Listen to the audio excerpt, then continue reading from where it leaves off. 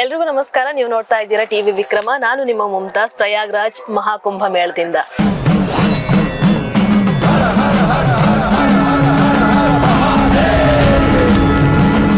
ಹರ ಹರ ಮಹಾದೇವ್. ಇವತ್ತು ನಮ್ಮ ಕರ್ನಾಟಕದ ಅಘೋರಿ ಭೈರವಮ್ಮ ಇದ್ದಾರೆ. ಅವರ ಜೊತೆ ನಾನು ಮಾತಾಡ್ತೀನಿ. ಅಮ್ಮ ನಮಸ್ತೆ. ಹರ ಹರ ಮಹಾದೇವ್. ಹರ ಹರ ಮಹಾದೇವ್. ಅಮ್ಮ, ನಿಮ್ಮನ್ನೆಲ್ಲರೂ ಕೂಡ ಭೈರವಿ ಅಮ್ಮ ಅಂತ ಕರೀತಾರೆ. ನಿಮ್ಮ ನಿಜವಾದ ಹೆಸರು ಕೂಡ ಭೈರವಿ ಅಮ್ಮ ಅಂತಾನೇನ, ಅಥವಾ ಅಘೋರಿ ದೀಕ್ಷೆಯನ್ನ ಪಡ್ಕೊಂಡ ನಂತರ ಬಂದಂತ ಹೆಸರ? ನನ್ನ ನಿಜವಾದ ಹೆಸರು ನನಗ ಗೊತ್ತಿಲ್ಲ. ಯಾಕಂದ್ರೆ ಹುಟ್ಟೋಕ್ಕಿಂತ ಮುಂಚೆ ನಮ್ಮವ್ವ ಏನಿಟ್ಟಿದ್ದಿಲ್ಲ. ತೊಟ್ಲಲ್ಲಿ ಹಾಕಿದ್ಮೇಲೆ ಏನೋ ಒಂದು ಹೆಸರಿಟ್ಲು, ಅದು ಹೇಳಬಾರ್ದು ಸನ್ಯಾಸ ತಗೊಂಡ ಮೇಲೆ. ಅದಾದ್ಮೇಲೆ ಅಖಾಡದ ಹೆಸರು, ನನ್ನ ಹೆಸರು ಶ್ರೀ ಹಂಸಾನಂದ ಭಾರತಿ ಅಂತ. ಅಖಾಡದಲ್ಲಿ ನನಗೆ ಈಗ ಗುರುದೀಕ್ಷೆ ಆದ ಮೇಲೆ, ಅಂದ್ರೆ ಅಘೋರ ಪರಂಪರೆಯಲ್ಲಿ ನನ್ನ ಹೆಸರು ಭೈರವಿ ಅಂತ. ಅಮ್ಮ, ನಿಮ್ಮ ಬಾಲ್ಯದ ಬಗ್ಗೆ ಹೇಳೋದಾದ್ರೆ ನಿಮ್ಮ ಬಾಲ್ಯವನ್ನು ಒಂದು ಸ್ವಲ್ಪ ಪರಿಚಯ ಮಾಡ್ಕೊಡ್ಬೋದಮ್ಮ? ಬಾಲ್ಯ ಬಹಳ ಚೆನ್ನಾಗಿತ್ತವ. ನಮ್ಮ ತಾಯಿ ಟೀಚರು, ನಮ್ಮ ತಂದೆ ಪೊಲೀಸ್. ಅವ್ರ ಮನೆಗಳಿಗೆ ಒಂದು ಹುಟ್ಟಿದಂಥ ಹೆಣ್ಮಗಳು ನಾನು. ಅತಿ ಸಣ್ಣ ವಯಸ್ಸಲ್ಲಿ ನನಗೆ ಆಟ ಪಾಠ ಏನೂ ಗೊತ್ತೇ ಇಲ್ಲ. ಯಾವಾಗೂ ಒಂದು ಹುಚ್ಚರ ಸ್ಥಿತಿ ಒಳಗೆ ಎಲ್ಲೇ ಕೂತ್ಕೊಂಡು ಧ್ಯಾನ ಮಾಡೋದು, ವಿಚಿತ್ರವಾಗಿ ಆಕಾಶದ ಜೊತೆ ಮಾತಾಡೋದು, ಪ್ರಾಣಿಗಳೊಡನೆ ಮಾತಾಡೋದು. ಯಾರು ಮನುಷ್ಯ ನೋಡಿದ್ರೆ ಎಲ್ಲಿ ಹೋಗ್ಬೇಡ, ನಿಂಗೆ ಆಕ್ಸಿಡೆಂಟ್ ಆಗ್ತದೆ ಅಂತ ಹೇಳ್ತಿದ್ದೆ. ಅದ್ರಾಗ ಆಕ್ಸಿಡೆಂಟ್ ಅನ್ನೋ ಶಬ್ದ ಬರ್ತದಿಲ್ಲ, ಗಾಡಿ ಹೊಡಿತದೆ ಅಂತ ಹೇಳ್ತೀವಿ. ಗಾಡಿ ಹೊಡಿತಿತ್ತು. ಇಂಥ ಕಡೆಗೆ ಹೋಗ್ಬೇಡ. ಎಲ್ಲ ಒಂದು ಕಡೆ ಮಂತ್ರಾಲಯಕ್ಕೆ ಹೋಗಿದ್ವಿ. ಮಂತ್ರಾಲಯಕ್ಕೆ ಹೋದಾಗ ನಮ್ಮ ಅಜ್ಜಂಗೆ ಹೇಳ್ದೆ, ಅಜ್ಜ ಎದ್ಬಿಡು, ಏನೋ ಕಾಣ್ಲಿಕ್ಕೆ ಹತ್ತಿದೆ ಅಂದೆ. ನಮ್ಮವು ಬಡದ್ಲು. ನಾನು ಕಡೆಗೆ ನೋಡಿದ್ರೆ ಒಳಗೆ ಮಂಡ್ರಗಪ್ಪಿ ಇತ್ತು. ಮಂಡ್ರಗಪ್ಪಿ ಅಂದ್ರೆ ಈ ಚೇಳೊಳಗೆ ಇಷ್ಟು ದೊಡ್ಡದಿರ್ತದೆ, ಕರಿ ಚೇಳು. ಮತ್ತೆ ಭಾಳ ಸುಳ್ಳು ಹೇಳ್ತಿದ್ದೆ ನಾನು ಸಣ್ಣ ಇದ್ದಾಗ. ನಂಗೆ ನಮ್ಮ ಸುಳ್ಳು ಅಂತ ಹೆಸರಿಟ್ಟಿದ್ರು. ನಮ್ಮ ತಾಯಿ ಮಾತ್ರ ನಮ್ಮ ಅಮ್ಮನ ಹತ್ರ ಬಂದು ನಾಗರತ್ನ ಅಂತ ನಮ್ಮನ ಹೆಸರು. ನಾಗರತ್ನ ಹಂಗೆಲ್ಲ ಹೇಳ್ಬೇಡ, ಮಗು ಸುಳ್ಳು ಹೇಳಂಗಿಲ್ಲ. ಒಂದು 5-6 ತಿಂಗಳ ಆಗೋ ಮುಂದಿನ ಘಟನೆ ಮುಂಚೆನೆ ಹೇಳ್ಬಿಡ್ತದೆ, ಅದು ಸುಳ್ಳನ್ನಿಸ್ತದೆ. ಸುಳ್ಳಲ್ಲ, ಆಡೋ ಮಾತು ಎಲ್ಲವೂ ಸತ್ಯ ಅಂತ ನಮ್ಮ ಅಜ್ಜಿ ನನ್ನ ಹೆಚ್ಚು ಕಮ್ಮಿ ನಮ್ಮ ತಾಯಿಗಿಂತ, ನಮ್ಮ ತಂದೆಗಿಂತ ನಮ್ಮ ತಾಯಿಯ ತಾಯಿ ತುಂಬ ಅವರ ನನ್ನ ಜೀವನದೊಳಗೆ ಪ್ರಭಾವ ಬೀರಿದ್ದಾರೆ. ಅಧ್ಯಾತ್ಮ ಕ್ಷೇತ್ರದಲ್ಲಿ, ಪ್ರೇಮ ಕ್ಷೇತ್ರದಲ್ಲಿ, ಅಂದರೆ ತಾಯಿಯಾಗಿ ಹೇಗೆ ನಡ್ಕೊಳ್ಬೇಕು ಅನ್ನೋದನ್ನ ನಮ್ಮ ತಾಯಿಯಿಂದ ಕಂಡೆ. ನಿಜವಾಗ ನಮ್ಮ ತಾಯಿಯಿಂದ ಕಂಡಿಲ್ಲ. ನಮ್ಮ ತಾಯಿ ರಾಕ್ಷಸ ಅಂತಾರ, ಹೊಡೆಯೋದು ಬಡಿಯೋದು. ಅಯ್ಯೋ ಪ್ರೀತಿ ಪ್ರೇಮ ನೋಡೇ ಇಲ್ಲ. ಹೊಡೆಸ್ಕೊಳ್ಳೋದು, ಹೇಳು ಬೇಗ 5 ಗಂಟೆಗೆ ಹೇಳ್ಬೇಕು, ಓದಬೇಕು, ಮಾಡ್ಬೇಕು ಹೇಳ್ತಿರ್ಲಿ ನಮ್ಮವ್ವ. ಏನು ಮೈಸೂರು ಮಹಾರಾಜರ ಮಕ್ಕಳೇನು ನಾವು? ನಮ್ಗೇನು ಆಸ್ತಿ ಬರೆದಿಟ್ಟಾರೇನು? ಚೆನ್ನಾಗಿ ಓದಬೇಕು, ಓದ್ಕೊಂಡು ನಿಮ್ಮ ಕೈ ಕಾಲ ಮೇಲೆ ನಿಂತ್ಕೊಳ್ರಿ ಅಂತ ಹೇಳ್ತಿದ್ಲು. ಅಂತೂ ಕೈ ಕಾಲ ಮೇಲೆ ನಿಂತ್ಕೊಳ್ಳೋಕೆ ಓದ್ಬೇಕಾಗ್ತದೆ ಅಂತ ಅವಾಗ ಗೊತ್ತಿದ್ದಿಲ್ಲ. ಈಗ ಗೊತ್ತಾಯ್ತು ನನಗೆ. ಯಾಕಂದ್ರೆ ತಲೆ ಭದ್ರ ಇದ್ರೆ ತಾನೆ. ತಲೆ ಭದ್ರ ಇರ್ಬೇಕಂತ ಬುದ್ಧಿ ಭದ್ರ ಇರ್ಬೇಕು. ಬುದ್ಧಿ ಭದ್ರ ಇರ್ಬೇಕಂದ್ರೆ ಎಜುಕೇಶನ್ ಬೇಕು. ದಟ್ ಎಜುಕೇಶನ್ ಅಂತಂದ್ರೆ PCMB ಓದೋದು ಅವೆಲ್ಲ ಏನಲ್ಲೇ ಅಲ್ಲ, ಸಂಸ್ಕೃತ ಓದಬೇಕು. ಮನೆಯಲ್ಲಿ ಸಂಸ್ಕೃತವನ್ನು ಓದಬೇಕು. ಸಂಸ್ಕೃತವನ್ನ ವಿಶ್ವ ಭಾಷೆಯನ್ನಾಗಿ ಮಾಡಬೇಕು. ಅದರ ನಿಟ್ಟಿನಲ್ಲಿ ಮುಂದೆ ಹೋದಾಗ ಜನಗಳ ಅಜ್ಞಾನ ದೂರ ಆಗ್ತದೆ. ಅದನ್ನು ನಮ್ಮ ತಾಯಿ ನಮ್ಗೆ ಮಾಡಿಕೊಟ್ಟಿದ್ದಾಳೆ. ಅತಿ ಸಣ್ಣ ವಯಸ್ಸಲ್ಲಿ ನಾನು ಮಾಡ್ತಿದ್ದೇನೆಂದರೆ, ಬ್ರಾಹ್ಮಣ ಮನೆತನದಲ್ಲಿ ಹುಟ್ಟಿದ್ರು ಕೂಡ ನಮ್ಮ ಮನೆಯಲ್ಲಿ ಬಹಳ ಮಡಿ ಮೈಲಿಗೆ ಅಂತ ಸೇರಿಸ್ತಾರೆ. ಮೈಲಿಗೆ ಮಾಡ್ತಿದ್ದಿಲ್ಲ. ಮಡಿವಂತರ ಮನೆ. ಹೊಸಲ ದಾಟಬೇಕಾದ್ರೂ ಸಹಿತ ಕಚ್ಚೆ ಹಾಕೊಂಡೇ ಹೊಚ್ಚಲನ್ನ ಹೊರಗೋಗ್ಬೇಕು ಅಂತ ಮಡಿವಂತರ ಮನೆಯಲ್ಲಿ ಹುಟ್ಟಿದಂಥ ಮಕ್ಕಳು ನಾವು.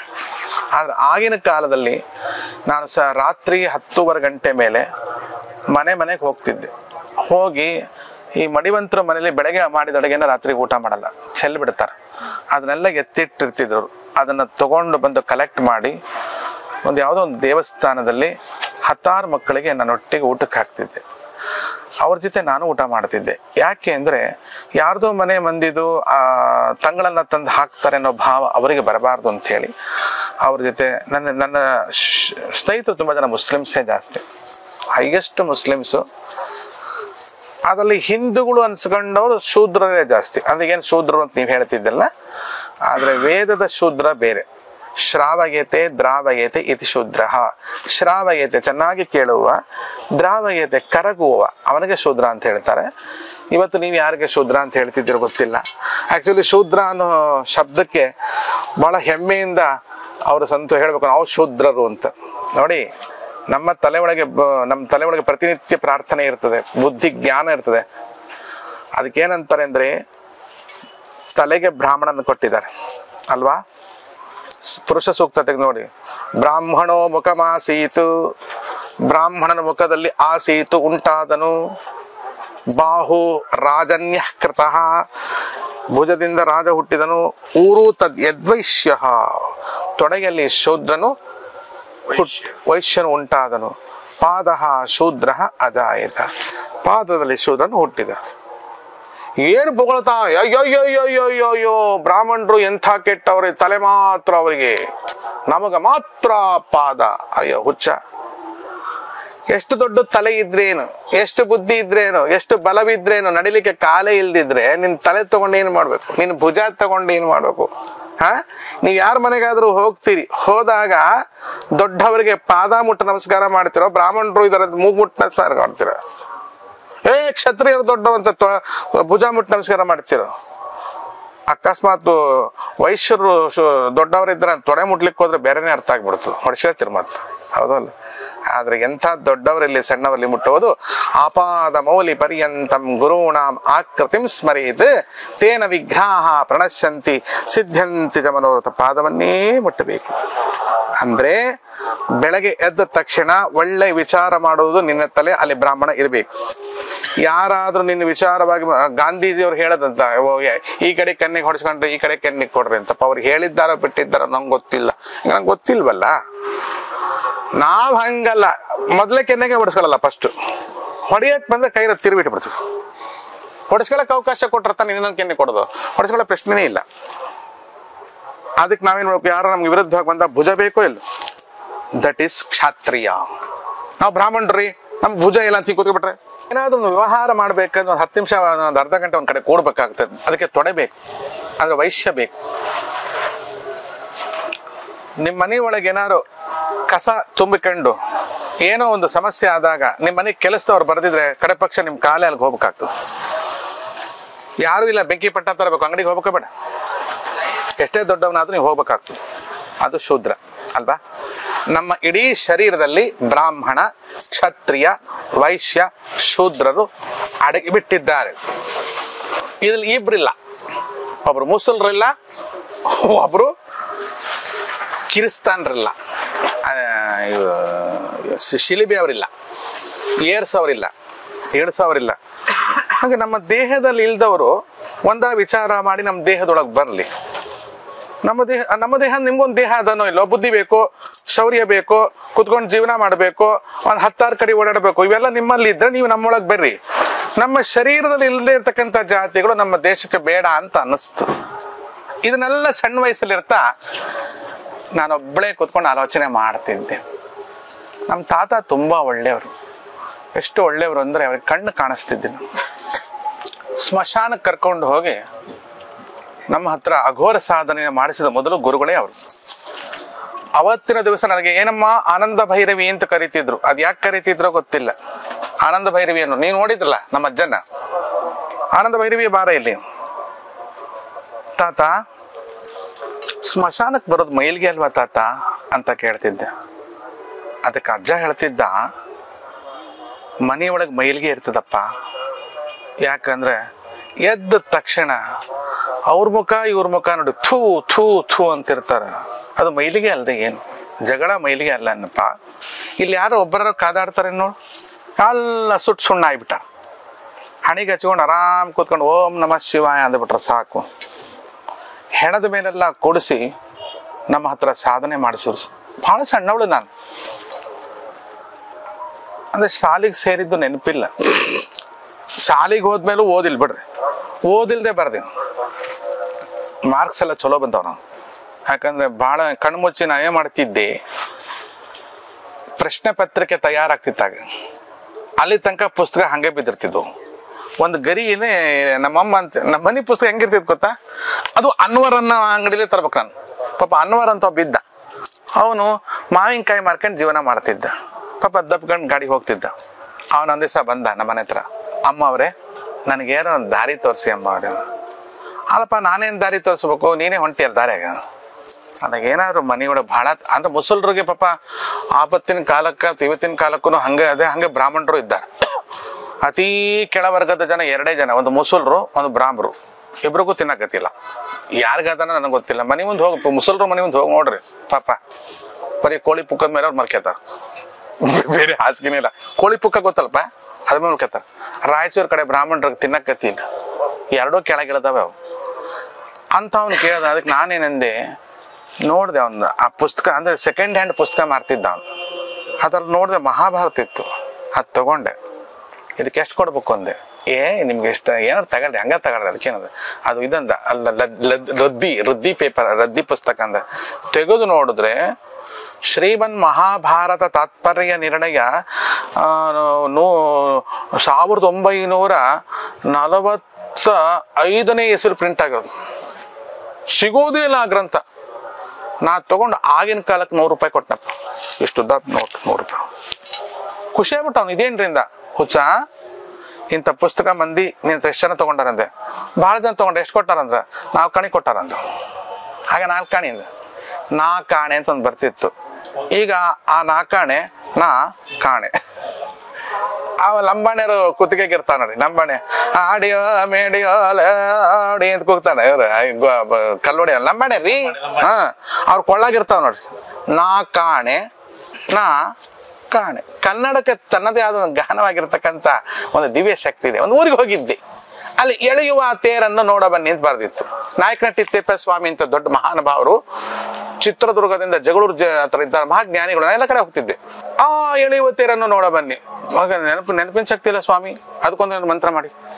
ನಮ್ಮೂರ್ ಕಡೆ ಇರ್ತಾರೆ, ನಮ್ಮ ಕಡೆ ಮಾಟ ಮಾಡಿ, ಸರಿ ಮಾಟ ಅತ್ತಿ ಬರ್ತಾಳೆ ಮಾಟ ಮಾಡೋದು, ಸೋಸಿ ಬರ್ತಾ ಮಾಡೋದು. ಅದೇನು ಅಷ್ಟೊಂದು ಮಾಟ ಮಾಡೋರು ಇದ್ದಾರ? ಅಷ್ಟು ಸುಲಭನ ಮಾಟ ಮಾಡೋದು? ನಮ್ಮ ಮಠದಾಗ ಬಹಳ ಮಂದಿ ನಿಂಬೆಹಣ್ಣು ತರ್ತಿದ್ರು, ಇವರೆಲ್ಲ ಉಪ್ಪಿನಕಾಯಿ ಹಾಕಿಬಿಡ್ತಿದ್ರು. ಅವ್ರು ಹೊಳ್ಳು ಕೊಡ್ಬೇಕಂತ ಅವ್ರಿಗೆ, ಹಿಂಗಂದು ಉಪ್ಪು ಅಂದು. ನಾ ಅದ್ರಾಗ ಏನ್ ಹುಳ್ಳಿ ನಿಂಬೆ ಹುಳ್ಳಿ ಇರ್ತದೆ, ಚಲೋ ಉಪ್ಪಿನಕಾಯಿ ಆಗ್ತದೆ ಮಾರಾಯರಿ ಅಂದ್ರು. ಹುಳ್ಳಿ ಉಪ್ಪಳ ಆಪುಣು ತಿನ್ರೇಗ ಇದ್ದಿ ಮಾರ ಆಕಳ ಮಂತ್ರ ಈ ನೆಟ್ಟು ಜಾದ ಮಂತ್ರ ಬರ್ಪುಣದ ಇದೇ ಗಟ್ಟಂಟ ಬರ್ಪುಣ ಅಂತ್ಕೊಳ್ಳೆ ಉಪ್ಪು ಅಂತ್ಕೊಳ್ಳೆ ಬಾರನು. ಹಂಗ ಏನೋ ಹೇಳ್ತಿದ್ದೆ. ಅವ್ರು ಹೇಳಿ ಯುವತಿಯರನ್ನು ನೋಡ ಬನ್ನಿ. ಅಲ್ಲಿ ಇಂಥ ಹುಡ್ರು ಬಂದಿದ್ರು, ಖೋರ ಅಂದ್ರೆ ಜವಾನಿ ಮುದುಕರು ಬಂದಿದ್ರು. ಇಂಥ ಜಾತ್ರೆಗೆಲ್ಲ ಹುಡುಗರು ಯಾಕೆ ಬರ್ತಾರ ಅಂತ ಯಾರೋ ನನ್ ಕೇಳಿದ್ರು, ನನ್ ಗೆಳೆಯರು. ಇದು ಮುದುಕರು ಬರೋ ಜಾತ್ರೆ, ಹುಡುಗರು ಯಾಕೆ ಬರ್ತಿದ್ದಾರು? ನಾನು ಬೋರ್ಡ್ ಓದಂತ ಓದ್ದ, ಹೇಳಿ ಯುವತಿಯರನ್ನು ನೋಡ ಬನ್ನಿ. ಹುಚ್ಚ ಆ ಬೋರ್ಡ್ ನೋಡ್ಕೊಂಡು 2 ಮಂದಿ ಬಂದಾರಂತೆ. ಏನ್ರಿ ಎಳೆಯುವತ್ತೇರನ್ನು ನೋಡಿ ಬನ್ನಿ ಅಂತ ಓದ್ಕೊಂಡು ಹುಡ್ರು ಬರ್ಬೇಕು, ಮುದುಕರು ಬರ್ಬೇಕು ಅಂತಿರ್ಲಿ ಹೆಂಗ? ಸರಿಯಾಗಿ ಓದಲಿ. ಅಲ್ಲಿ ಎಳೆ ನಿಲ್ಸೋ ಸ್ವಲ್ಪ, ಯುವತಿಯರನ್ನ ನೋಡು ಬನ್ನಿ ಅಂತ ಓದ್ಕೊಂಡಾರು. ಎಳೆ ಯುವತಿಯರು ಒಂದು 16-18 ಟೀನೇಜರ್ಸ್ ಹುಡುಗಿಯರು ಬಂದಾರ. ಎಳೆ ಯುವತಿಯರನ್ನು ನೋಡ ಬನ್ನಿ, ಮುದುಕರು ಎಳೆಯುವ ತೇರನ್ನು ನೋಡ ಬನ್ನಿ. ಇಂಥ ಕನ್ನಡ ನಮ್ದು ಅದಲ್ಲ. ಅದು ಯಾತಕ್ಕೆ ಶುರು ಮಾಡಿದ್ನ ಗೊತ್ತಿಲ್ಲ. ಅದ್ಭುತ. ಹೊಡೆದ ಕಡುಗದ ಬಾಯ ಕಡೆಯ ಹೊಡೆಗಳನಂತು ಮಡದ ಇಳೆಗೊರಳ ನಡುವಡಸಿ ಮೂಡಿದ ನೋಗೋ ಕೆಂಜಡೆಯ ಶಶಿಕಳೆಯ ಸುರ ನದಿಯ ಬಿಸುಗಣ್ಣ ಫಣಿಕುಂಡಲದ ಪಂಚಮುಖದಾಗ ಮಗ ವಿಷ್ಣು ನಯನವೇರಿಸಿದ ಮೆಲ್ಲಡಿಯ ಕಾಶೀರಮಣ ವಿಶ್ವನಾಥಂ ಸುರರ ನೆರವಿ ಜಯ ಜಯ ಬೆರುದಿರೇ. ಸಣ್ಣ ಹುಡುಗರಿಗೆ ಮನೆಯೊಳಗೆ ವಚನ ಸಾಹಿತ್ಯ, ದಾಸ ಸಾಹಿತ್ಯ ಹೇಳ್ಕೊಡೋರು. ಇದನ್ನ 4 ಜನಕ್ಕೆ ಹೇಳ್ಕೊಡ್ರಿ ಅನ್ನೋ. ಬಹಳ ಚೆನ್ನಾಗಿತ್ತು ಆ ಕಾಲ.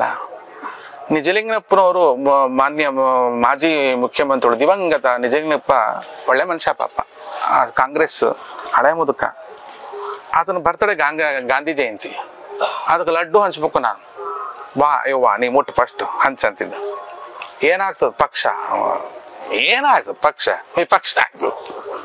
ಬಹಳ ಮುದ್ದಾಗಿ ಮಾತಾಡ್ತಿದ್ದೆ. ನನಗೆ ದಾರ್ಯಾಗ ಹೋಗ್ಬೇಕಾರೆ ಎಟ್ಲ ಆಕಾಶ ನಡ್ಕೊಂಡು ಹೋಗ್ತಿದ್ದೆ. ಒಂದು ಈಗ ನಿಮಗೆ ಗೊತ್ತಾಗ್ತದೆ, ನನ್ನ ಮಾತಾಡುವಾಗ ನಿಮ್ಗೆ ಅರ್ಥ ಆಗ್ತದೆ. ಸ್ವಲ್ಪ ಏನ್ ಹೇಳಿದಿ ಅಂತ ಕೇಳ್ತಿರ್ತೀನಿ. ಒಂದು ಕಾಲ್ನಾಗ 9ನೇ ನಂಬರ್ ಚಪ್ಪಲಿ, ಇನ್ನೊಂದು ಕಾಲ್ನಾಗ 8 ನಂಬರ್ ಚಪ್ಪಲಿ. ಆ ಚಪ್ಪಲಿ ಹಾಕೊಂಡು ಹೋಗ್ತಿದ್ರ, ಜರ್ ಜರ್ ಜರ್ ಜರ್ ಅಂತ ಜಾರಿಸ್ಕೊಂಡು ಹೋಗೋದು. ಬಹಳ ಅದ್ಭುತವಾಗಿತ್ತು. ಇನ್ನೇನು ಹೇಳಬೇಕು, ಇಂಥವು ಅನೇಕ ಲೀಲಾಗಳು ಭೈರವಿಯಿಂದ ನಡೀತಾ ಇದ್ದು. ಒಂದಿಷ್ಟೇಷ್ಟು ಅನ್ನ ತಂದು 1000 ಮಂದಿಗೆ ಹಂಚಿಬಿಡ್ತೀನಿ ಇವತ್ತು. ಹೆಂಗೆ ಹಂಚ್ತೀರಿ? ಅದು ದೊಡ್ಡದಾಗ್ತದೆ ಅಷ್ಟೇ. ಅದು ತಿನ್ನೋರು ಹೊಟ್ಟೆ ಕಮ್ಮಿ ಆಗ್ತದೋ ಅಥವಾ ನಾನು ಹಂಚೋ ಅನ್ನ ಜಾಸ್ತಿ ಆಗ್ತದೋ ಗೊತ್ತಿಲ್ಲ. ಬಾಲ್ಯ ಭಾಳ ಚೆನ್ನಾಗಿತ್ತವ. ಇನ್ನೊಂದು ಹೇಳ್ಬಿಡ್ತೀನಿ, ಜಿಲ್ಲಾ ಪರಿಷತ್. ಆ ಜಿಲ್ಲಾ ಪರಿಷತ್ ಒಳಗೆ ಹುಡುಗರು ಕರ್ಕೊಂಡು ಹೋಗ್ಬಿಡ್ತಿದ್ದೆ. ನನ್ನ ಕೈಗೆ ಒಂದು ಹೆಚ್ಚು ಕಮ್ಮಿ 50 ಮಂದಿ ಹುಡುಗರು ಇರ್ತಿದ್ರು. ಎಲ್ಲಾನ ಕರ್ಕೊಂಡು ದಾಂಧಲಿ ಬರೀ ಹೋಗೋದು. ವಾಲ್ ಟ್ಯೂಬ್ ಅಂತ ಸಿಗುತ್ತಾವ, ಈ ಸೈಕಲ್ ಒಳಗಿರ್ತದ, ಅದನ್ನ ಕದಿಯೋದು, ಶಬ್ದ ಬರ್ದಂಗೆ ಕಿತ್ಬಿಡೋದು. 15 ಪೈಸೆಗೆ ಮಾರಾಟ ಮಾಡ್ಬಿಡೋದು. ಮಾರಾಟ ಮಾಡಿ ಅಲ್ಲಿ ದೇವೇಂದ್ರಪ್ಪ ಅಂತ ಬಿದ್ದ, ಅವನ ಹತ್ತೋಗಿ ಮೆಣಸಿನ್ಕಾಯಿ ಬೋಂಡ, ಮಿರ್ಚಿ ಅಂತಾರಲ್ಲ ಮೆಣಸಿನ್ಕಾಯಿ ಬೋಂಡ, ಆಮೇಲೆ ಒಂದಿಷ್ಟು ಮಂಡಾಳು, ಮಂಡಕ್ಕಿ ಅಂತೀವಿ, ಅದೆಲ್ಲ ತಂದು ಬಡ ಮಕ್ಕಳಿಗೆ ಹಚ್ತಿದ್ದೆ. ಇದು ತಪ್ಪಲ್ವಾ ಅಂತ ಯಾರೋ ಕೇಳಿದ್ರು. ಆ ಹುಡ್ರೆ ದೊಡ್ಡ ದೊಡ್ಡ ತಲೆ ಹೊಡ್ಕೊಂಡು ತಿನ್ನೋರು ಭಾಳ ಇದ್ದಾರೆ ಜಿಲ್ಲಾ ಪರಿಷತ್ನಾಗ. ಅವ್ರು ವಾಲ್ ಟೂಪ್ ಕಿತ್ರೆ ತಪ್ಪಾಗೋದೆಲ್ಲ ಆನಂದ ಹಾಕಿಸ್ಕೊತಾರ.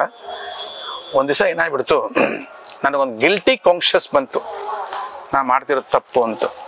ಜ್ವರ ಬಂತು, 4-5 ದಿನ ಜ್ವರ ಬಂತು. ಮಾರುತಿ ಕ್ಲಿನಿಕ್ ಅಂತ ಒಂದು ಇತ್ತು, ನಮ್ಮಮ್ಮಂಗೆ ಅವರೇ ಸರ್ವಸ್ವ. ಅವರಪ್ಪ ಮಾರುತಿ ಕ್ಲಿನಿಕ್ ಡಾಕ್ಟರ್ ನಾಗರಾಜ್ ಅವ್ರ ತಂದೆ ದೊಡ್ಡ ಡಾಕ್ಟ್ರು, ಆಗಿನ ಕಾಲಕ್ಕೆ ಫಾರಿನ್ ರಿಟರ್ನ್. ಕೋಮಲ ಡಾಕ್ಟರ್ ಕೋಮಲ ಅಂತಿದ್ರು, ಫಾರಿನ್ ರಿಟರ್ನ್ಸು. ಈಗೆಲ್ಲರೂ ಫಾರಿನ್ನಾಗೆ ಇರ್ತಾರೆ, ರಿಟರ್ನ್ ಆಗೋದೇ ಇಲ್ಲ. ಫಾರಿನ್ ರಿಟರ್ನ್ ಡಾಕ್ಟರ್ ಅವರು. ಅವ್ರಿಗೆ ದುಡ್ಡು ಜನ ಹೋಗ್ತಿದ್ದಿಲ್ಲ ಪಾಪ, ಮಗನಿಗೆ ಜನ ಬರೋರು. 4 ಕಡೆ ಕ್ಲಿನಿಕ್ ಇತ್ತು, ಆ ಕ್ಲಿನಿಕ್ಗೆ ಕರ್ಕೊಂಡು ಹೋಗ್ತಿದ್ರು ನಮ್ಮವ್ವ. ಅವ್ರು ಇಂಜೆಕ್ಷನ್ ಹಾಕಿ ಹಾಕಿದ್ರು. ಕಡೆಗೆ ಹೇಳಿದ್ರು, ಈ ಮಗುಗೆ ಏನೋ ಮಾನಸಿಕ ಜ್ವರ ಅದ, ಅದು ಏನು ತಿಳ್ಕೊಂಬಿಡ್ರಿ ಅಂದ್ರು. ನೀವೇ ಕೇಳ್ರಿ ನಮ್ಮವ್ವ. ಡಾಕ್ಟ್ರು ಕೇಳಿದ್ರು, ಏನು ವಿಚಾರ ಮಾಡ್ತಿದ್ದಿ ಮಗಳೇ ಅಂದ್ರು.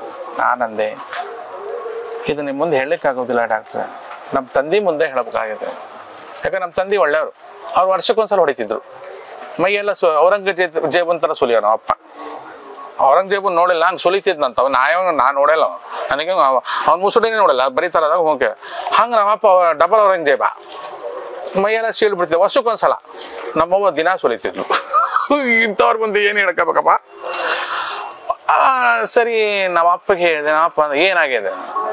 ಏನಿಲ್ಲ, ನೀವು ಜಿಲ್ಲಾ ಪರಿಷತ್ ಕತ್ಕೊಂಡು ಹೋದ್ರೆ ನನ್ನ ಜ್ವರ ಹೋಗ್ತದೆ ಅಂದೆ. ಪಾಯಪ್ಪ ಗೊತ್ತಿಲ್ಲ. ಆತೇನ್ ಮಾಡ್ದ, ಅಲ್ಲೇನೆಲ್ಲ ಬಿದ್ಗಿದ್ ಬಂದು ನಮ್ಮ ಹಿಂದೆಲ್ಲ ಬಿದ್ದು ಬಂದ್ರೆ ರಾವು ಬಡಿತದೆ ಅಂತ ಏನೋ ಹೇಳ್ತಿದ್ರಲ್ಲಿ. ಆ ಜಾಗ ಸರಿ ಇಲ್ದಿದ್ರೆ ಅಲ್ಲೇನೋ ರಾವು ಬಡಿತಿದೆ ಅಂತ ಹೇಳ್ತಿದ್ರು. ನಮ್ಮಪ್ಪ ಕರ್ಕೊಂಡು ಹೋದ. ಅಲ್ಲಿ ಜಿಲ್ಲಾ ಪರಿಷತ್ ಕೆಲಸ ಮಾಡ್ತಾವ್ರನ್ನೆಲ್ಲ ಕರೀತೆ. ಇದು ಪೊಲೀಸ್ ಅಲ್ಲೇವಾ, ಕರೆದ ತಕ್ಷಣ ಎಲ್ಲ ಬಂದ್ರು. ಎಲ್ಲರಿಗೂ ಕೈ ಮುಗಿದೆ, ದಯಮಾಡಿ ನಂಗೆ ಕ್ಷಮಾ ಮಾಡ್ರಿ, ನಾವು 25 ಮಂದಿ ಇದ್ದೆ, ಬಂದು ನಿಮ್ ದಿನ ವಾಲ್ ಟೂಪ್ ಕದ್ದಿ ಬಿಟ್ಟಿವಿ. ನಮ್ಮ ಅಪ್ಪ ತಲೆ ಬೆಳಕ ಇದೇ ಮಾತನ್ನ ಮೊದ್ಲು ಹೇಳಿದ್ರೆ ಕರ್ಕಡೆ ಹೋಗ್ತಿದ್ದಿಲ್ಲ ನೀನು. ಯಾಕಂದ್ರೆ ಪೊಲೀಸ್ನವ್ರ ಮಕ್ಳು ಕಳ್ರದ್ದಾಗಿ ಬಿಡುತ್ತಲ್ಲ. ಹ್ಞೂನ್ರಿ, ಪ್ರಪಂಚಕ್ಕೆ ಅದೇ ನಡೀತಿರೋದು. ಡಾಕ್ಟರ್ ಮಕ್ಕಳು ಮಂದಿನ ಸಾಯಿಸ್ತಾರ, ಪೊಲಿಟಿಷಿಯನ್ಸ್ ಮಕ್ಕಳಂತೂ ಅವ್ರ ಅಪ್ಪನೇ ಸಾಯಿಸ್ಬಿಡ್ತಾರೆ. ಇವೆಲ್ಲ ಲೋಕದಾಗ ನಡೀತಿರೋ ವಿಚಾರ. ಇಂಥದೆಲ್ಲ ಬಾಲ್ಯದಲ್ಲಿ ನಾನು ಅನುಭವಿಸಿದ್ದೀನಿ. ಹೆಚ್ಚು ಕಮ್ಮಿ ನನ್ನ ಜೀವನದಲ್ಲಿ ನಾನು ಸನ್ಯಾಸಿಯಾಗಿ ಕಾಲ ಕಳೆದ ದಿನಗಳಿಗಿಂತ ಸನ್ಯಾಸಿ ಆದ್ಮೇಲೆ ನಾನು ಸನ್ಯಾಸಿ ಆಗಲೇ ಇಲ್ಲ. ಬರೀ ಲೋಕ ವಿಚಾರಗಳು, ಆಸ್ತಿ ಎಷ್ಟು ಮಾಡಬೇಕು, ಮಠ ಹೆಂಗೆ ಬೆಳೆಸ್ಬೇಕು, ಯಾರ ಮನೆ ದುಡ್ಡು ಹೆಂಗೆ ಎತ್ತಾಕಬೇಕು, ಇದ್ರ ತಲೆ ಭಾಳ ಓಡ್ತಾವ. ಆದ್ರೆ ಹುಟ್ಟು ಸನ್ಯಾಸಿ ಆಗಿದ್ನಲ್ಲ, ಆಗ ಹಂಚ್ಕೊಂಡು ತಿಂದನಲ್ಲ, ಅದು ನಿಜವಾದ ಸನ್ಯಾಸ ಅನ್ನಿಸ್ತು ಅಂತ. ಇನ್ನು ಕೇಳ್ಕೋತ ಕೂತ್ಕೊಂಡ್ರೆ ನಿನಗೆ ಕುಂಭಮೇಳ ಇವತ್ತಿಲ್ಲೇ ಮುಗಿದೋಗೋ ಕಾರಣ ಕಾಣುತ್ತದೆ. ನಿಲ್ಲಿಸ್ಲಾ? ಅಘೋರಿ ಅಂತ ಹೇಳಿದ್ರೆ ಏನು? ಅಘೋರಿ ಅಂದ್ರೆ ಅಘೋರ, ಅದ್ರೆ ಅಘೋರೆ ಏಭ್ಯೋ ತಘೋರೆ ಏಭ್ಯೋ ಅಘೋರ ಘೋರ ತರೇಭ್ಯ ಸರ್ವೇ ಏಭ್ಯ ಸರ್ವೇ ಏಭ್ಯ ನಮಸ್ತೆ ಅಸ್ತು ರುದ್ರ ರೂಪೇಭ್ಯ ಅಂತ ರುದ್ರ ಅನುವಾಕದಲ್ಲಿ ಭಗವಂತನ ನಾಮ ಅಘೋರ ಅಂತಿದೆ. ಬರೀ ಅಘೋರ ಅಂತಿಲ್ಲ, ತತ್ಪುರುಷ ಅಂತಿದೆ. ಬರೀ ತತ್ಪುರುಷ ಅಂತ ಇಲ್ಲ, ಈಶಾನ ಅಂತಿದೆ. ಬರೀ ಈಶಾನ ಅಂತ ಇಲ್ಲ, ಸದ್ಯೋಜಾತ ಅಂತಿದೆ. ಬರೀ ಸದ್ಯೋಜಾತ ಅಂತಿಲ್ಲ, ವಾಮದೇವ ಅಂತಿದೆ. ಅಘೋರ ಅಂದ್ರೆ ಸೃಷ್ಟಿಯ ಕೊನೆಯಲ್ಲಿ ಕಾಣುವ ರೂಪ, ದೇಹದ ಅಂತ್ಯದಲ್ಲಿ ಕಾಣುವ ರೂಪ, ಸೃಷ್ಟಿಯ ಕೊನೆಯಲ್ಲಿ ಕಾಣುವ ರೂಪ. ಓ ಘೋರ, ಸಾವಿಗಿಂತ ದೊಡ್ಡವಾದ ಘೋರ ಯಾರಿಗೂ ಇಲ್ಲ. ಎಲ್ಲರೂ ಸಾವಿಗೆ ಹೆದರ್ತಾರೆ ನೋಡಿ. ಯಾಕೆ ಹೇಳಿ? ಮುಂದಿನ ಜನ್ಮ ಇದೆ ಅಂತ ಹೇಳ್ತಾ ಇದ್ದಾರೆ, ನಂಬಿಕೆ ಇಲ್ಲ. ಮುಂದಿನ ಜನ್ಮ ಇದ್ದದ್ದೇ ಗ್ಯಾರಂಟಿ ಇದ್ರೆ ಧೈರ್ಯವಾಗಿ ದೇಹ ಬಿಡಕ್ಕೆ ತಯಾರಿರ್ತಿದ್ರು ಜನ. ಮುಂದಿನ ಜನ್ಮದ ಬಗ್ಗೆ ನಂಬಿಕೆ ಇಲ್ಲ. ಅಯ್ಯೋ ನಂದು ಮುಗಿದೋಗ್ಬಿಡುತ್ತೆ, ನೆಕ್ಸ್ಟ್ ನನ್ನ ಇದೇ ಇರಲ್ಲ, ಅಸ್ತಿತ್ವವೇ ಇರಲ್ಲ ಅನ್ನೋದಕ್ಕೆ ಭಯ. ಆ ಘೋರವನ್ನು ಕೊಡುವ ಅಘೋರ. ಇನ್ನೊಂದು ಅಕ್ಷರ ಅ, ಘೋರ. ಘೋರವಲ್ಲದ ಅವಿದ್ಯ, ವಿದ್ಯೆ ಇಲ್ಲ. ಅವಿನಾಶ, ವಿನಾಶ ಅಲ್ಲ ಅಲ್ವಾ? ಹಾಗೆ ಘೋರ ಅಲ್ಲ, ಅಘೋರ. ಈಗ ವಾಮದೇವ ಅದು ಸೆಕ್ಸ್ಗೆ ಸಂಬಂಧಪಟ್ಟಂತ ಒಂದು ಅಂದ್ರೆ ಸೃಷ್ಟಿ ಕಾರ್ಯ. ಸದ್ಯೋಜಾತ ಅದು ಜ್ಞಾನದ್ದು. ಹೀಗೆ ಬೇರೆ ಬೇರೆ ಧ್ಯೇಯ ಪಂಚಮುಖೋ ರುದ್ರಃ ಸ್ಫಟಿಕ ಅಮಲ ಕಾಂತಿಮಾನ್ ವಿದ್ಯುತ್ ಶುಭ್ರ ಅಸಿತರಜಃ ಶಾಮಾನಿ ಅಸ್ಯ ಮುಖಾನಿತು ಜಟಾಬದ್ಧೇಂದು ಕಲ ಪ್ರಿಯ ಆಯು ನಾಗಭೂಷಣ. 5 ಮುಖಗಳು ಪರಮಾತ್ಮನಿಗಿದೆ ಅಂತ ಹೇಳ್ತಾರೆ. ಒಂದೇ ಬಾಡಿಗೆ 5 ಮುಖ ಅಂಟುಕೊಂಡಿದೆ ಅಂತ ಅರ್ಥ ಮಾಡ್ಕೋಬಾರ್ದು. ಯಾಕಂದ್ರೆ ಅಂದ ವಿಕೃತ ಶಿಶುವಿನ ವರ್ಣನೆ ನಮ್ಮ ಯಾವುದೇ ಶಾಸ್ತ್ರದಲ್ಲಿ ಇಲ್ಲ.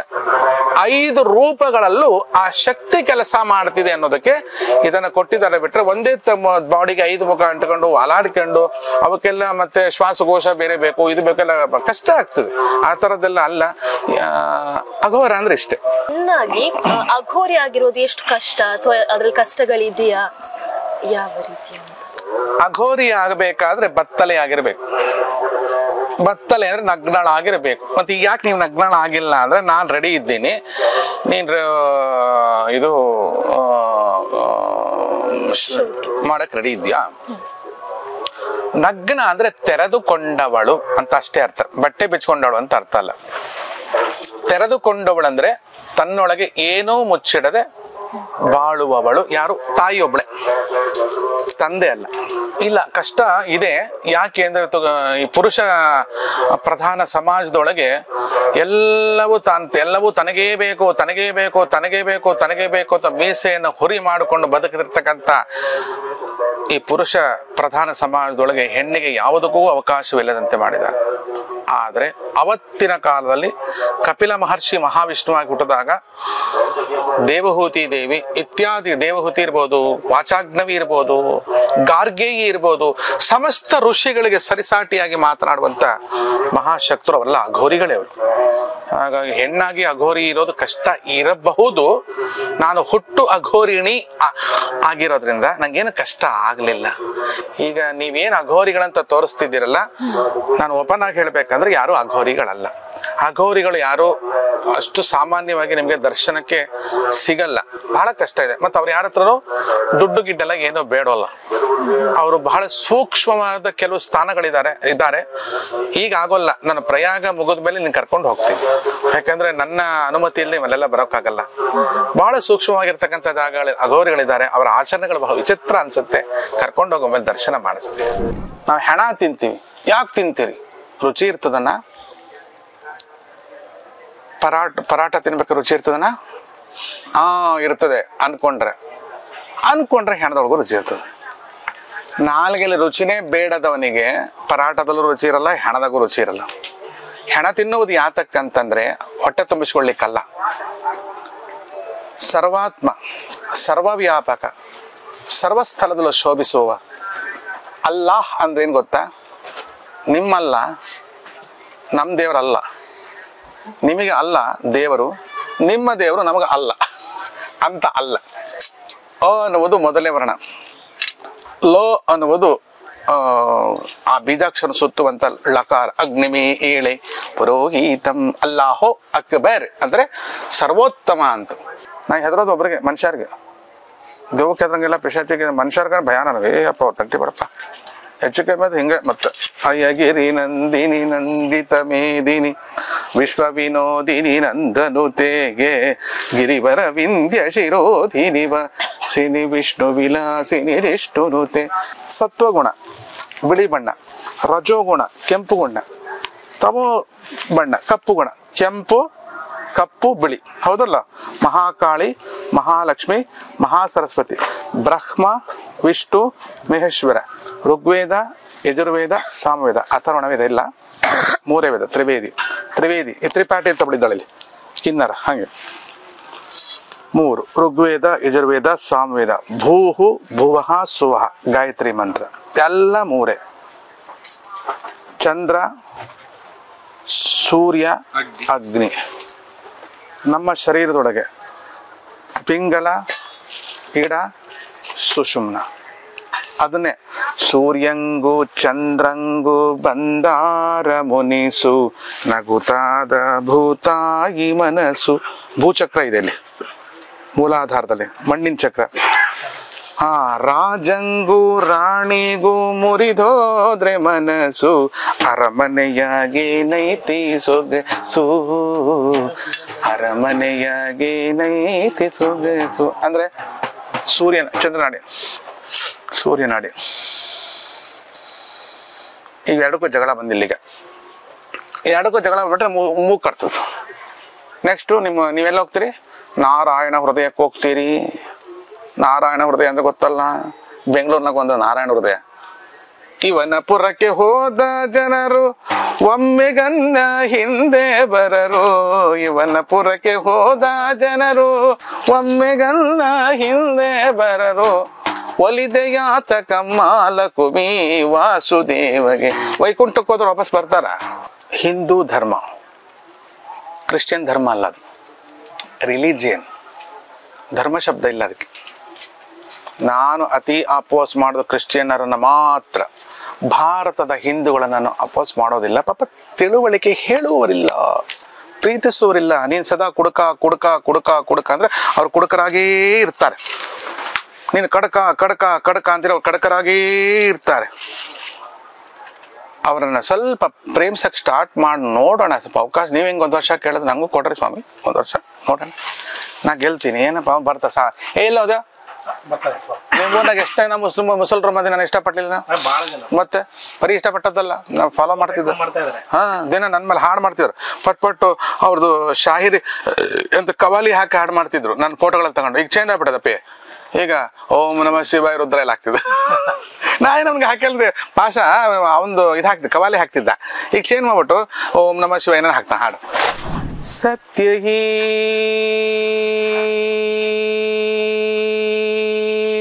ಶಿವ ಶಿವ ಹೀ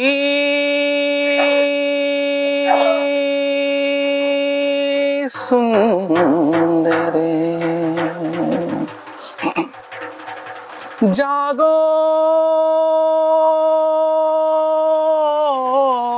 उठ कर देखो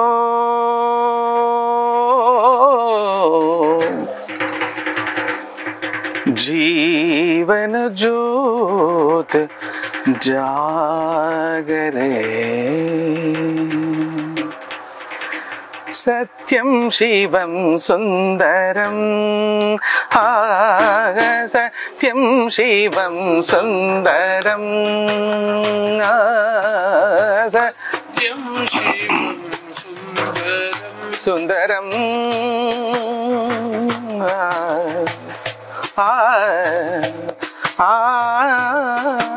सत्यं शिवं सुंदरं सत्यं शिवं सुंदरं सुंदरं सुंदरं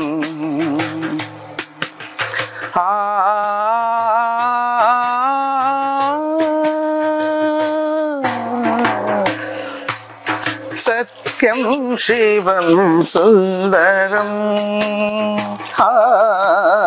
सत्यं शिवं सुंदरं रामावध में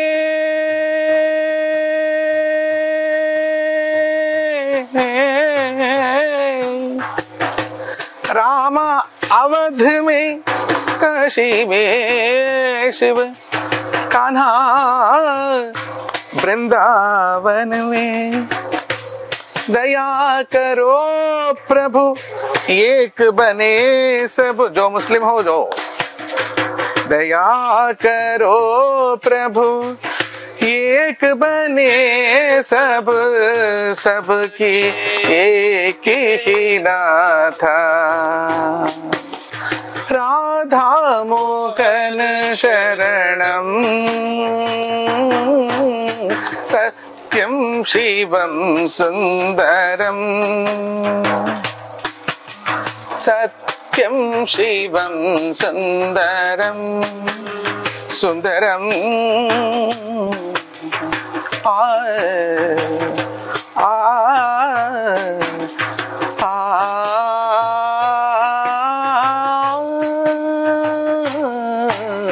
सत्यम शिवम सुंदरम सत्यम शिवम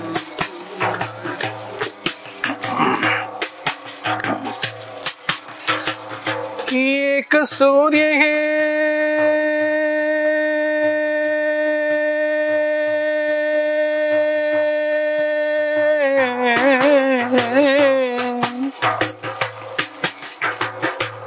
एक सूर्य है ये गगन है एक ही धरती माता दया करो प्रभु एक बने सब दया करो प्रभु एक बने सब सबकी एक ही नाथा राधा मोहन शरणम सत्यम शिवम सुंदरम सत्यम शिवम सुंदरम सुंदरम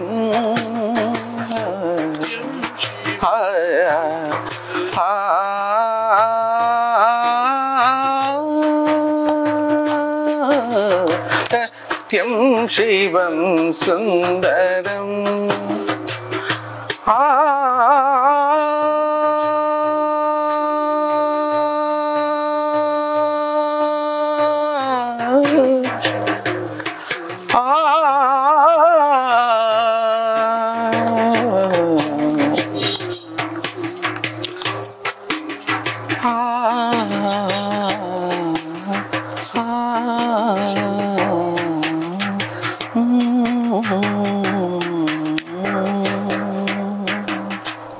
ಬಹಳಷ್ಟು ರಾಜಕಾರಣಿಗಳು ತಮ್ಮ ರಾಜಕಾರಣಕ್ಕೋಸ್ಕರ ಸನಾತನ ಧರ್ಮವನ್ನ ನಾಶ ಮಾಡುವಂತಹ ಮಾತುಗಳನ್ನಾಡ್ತಾರೆ. ಮಲೇರಿಯಾ, ಕೊಲೆರಾ ಅದಕ್ಕೆಲ್ಲದಕ್ಕೂ ಕೂಡ ಕಂಪೇರ್ ಮಾಡಿ ಮಾತಾಡ್ತಾರೆ. ಅಂದ್ರೆ ಒಂಥರ ಸನಾತನ ಧರ್ಮವನ್ನ ತುಚ್ಛವಾಗಿ ನೋಡ್ತಾರೆ. ಅದ್ರ ಬಗ್ಗೆ ಏನ್ ಹೇಳ್ತೀರಾ? ನೋಡುತ್ತಿರೋರ ಹೆಸರುಗಳನ್ನ ಕೇಳಬಹುದಾ ನೀನು? ಒಂದು ಸ್ಟಾಲಿನ್ ಆಗಿರ್ಬಹುದು. ಸ್ಟಾಲಿನ್ ಅಂದ್ರೆ ಯಾರದು? ತಮಿಳ್ನಾಡು. ಹೌದಾ, ಅದು ಗೊತ್ತಿಲ್ಲ ನೋಡ್ರಿ, ನಮಗೆಲ್ಲ ಟಿವಿ ನೋಡಂಗಿಲ್ಲಪ್ಪ. ಟ್ಯಾಲಿನ್, ಹೇಳು, ಅವ್ನು ಯಾರ ಮಗ? ಅವ್ರ ಅಪ್ಪ ಯಾರು? ಗೊತ್ತಿಲ್ಲದವ್ನು ಬಿಡು, ಹೋಲಿ ಹಳಗೋಲಿ. ಇನ್ನು ಮಲ್ಲಿಕಾರ್ಜುನ ಖರ್ಗೆ ಅವರು ಕೂಡ ಮೊನ್ನೆ ಮಹಾಕುಂಭ ಮೇಳದ ಬಗ್ಗೆ ಒಂದ್ ಸ್ವಲ್ಪ ಕೇವಲವಾಗಿ ಮಾತಾಡೋದು. ಗಂಗಾ ನದಿಯಲ್ಲಿ ಮಿಂದೆದ್ರೆ ಬಡತನ ನಿರ್ಮೂಲನೆ ಆಗುತ್ತಾ ಅಂತ ಕೇಳಿದ್ರು. ಯಾರು? ಮಲ್ಲಿಕಾರ್ಜುನ ಖರ್ಗೆ ಅವರು. ಗಂಗೆ ಮಿಂದರೆ ಮಲವು ಹಿಂಗಿತಲ್ಲದೆ ರಂಗನೊಲಿಗೆನೋ ಭಕ್ತರ ಸಂಘ ದೊರೆಯದೆ.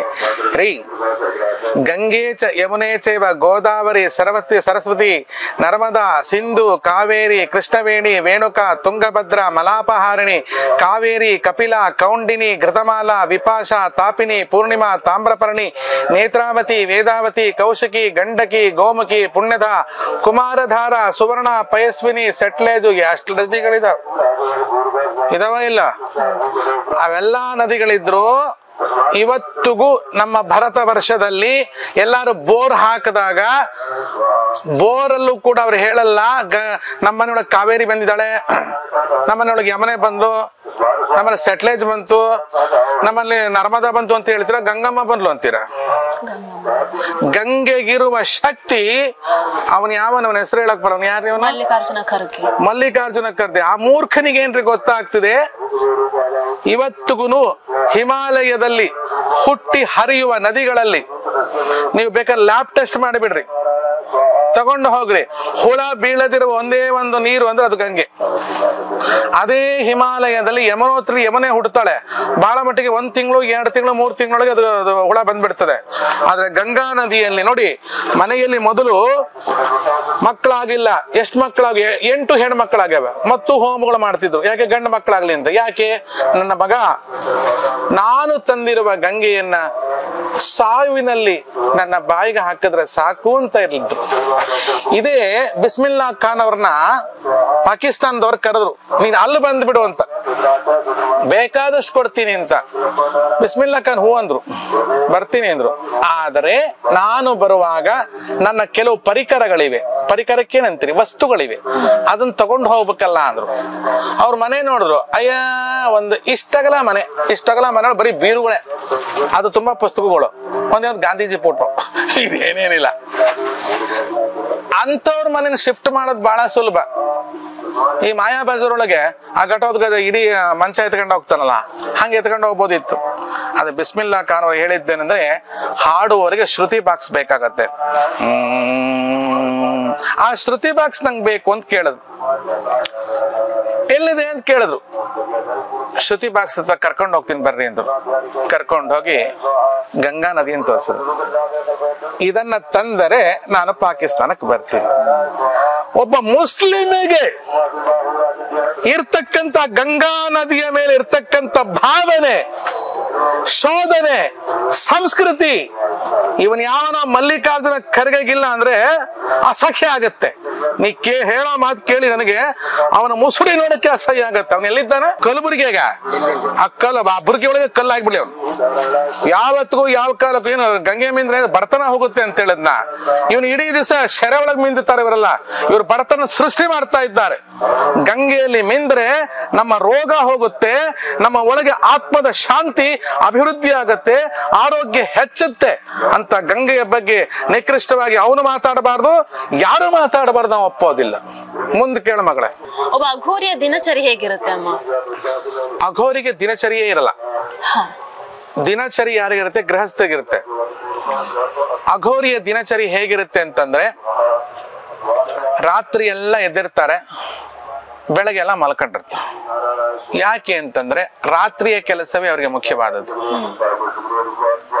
ಅಂತ ಅಘೋರಿಗಳೇನಾದ್ರೂ ನಮ್ಮ ದೇಶದಲ್ಲಿ ಒಂದು ಸ್ವಲ್ಪ ಪಾತ್ರವನ್ನು ವಹಿಸಿದ್ದಿದ್ರೆ, ನಮ್ಮ ಈ ಇಂಡಿಪೆಂಡೆನ್ಸ್ ಡೇ ಬಂತಲ್ಲ, ಅದು ರಾತ್ರಿಯೇ ಬಂದಿತ್ತು ಅಲ್ವಾ?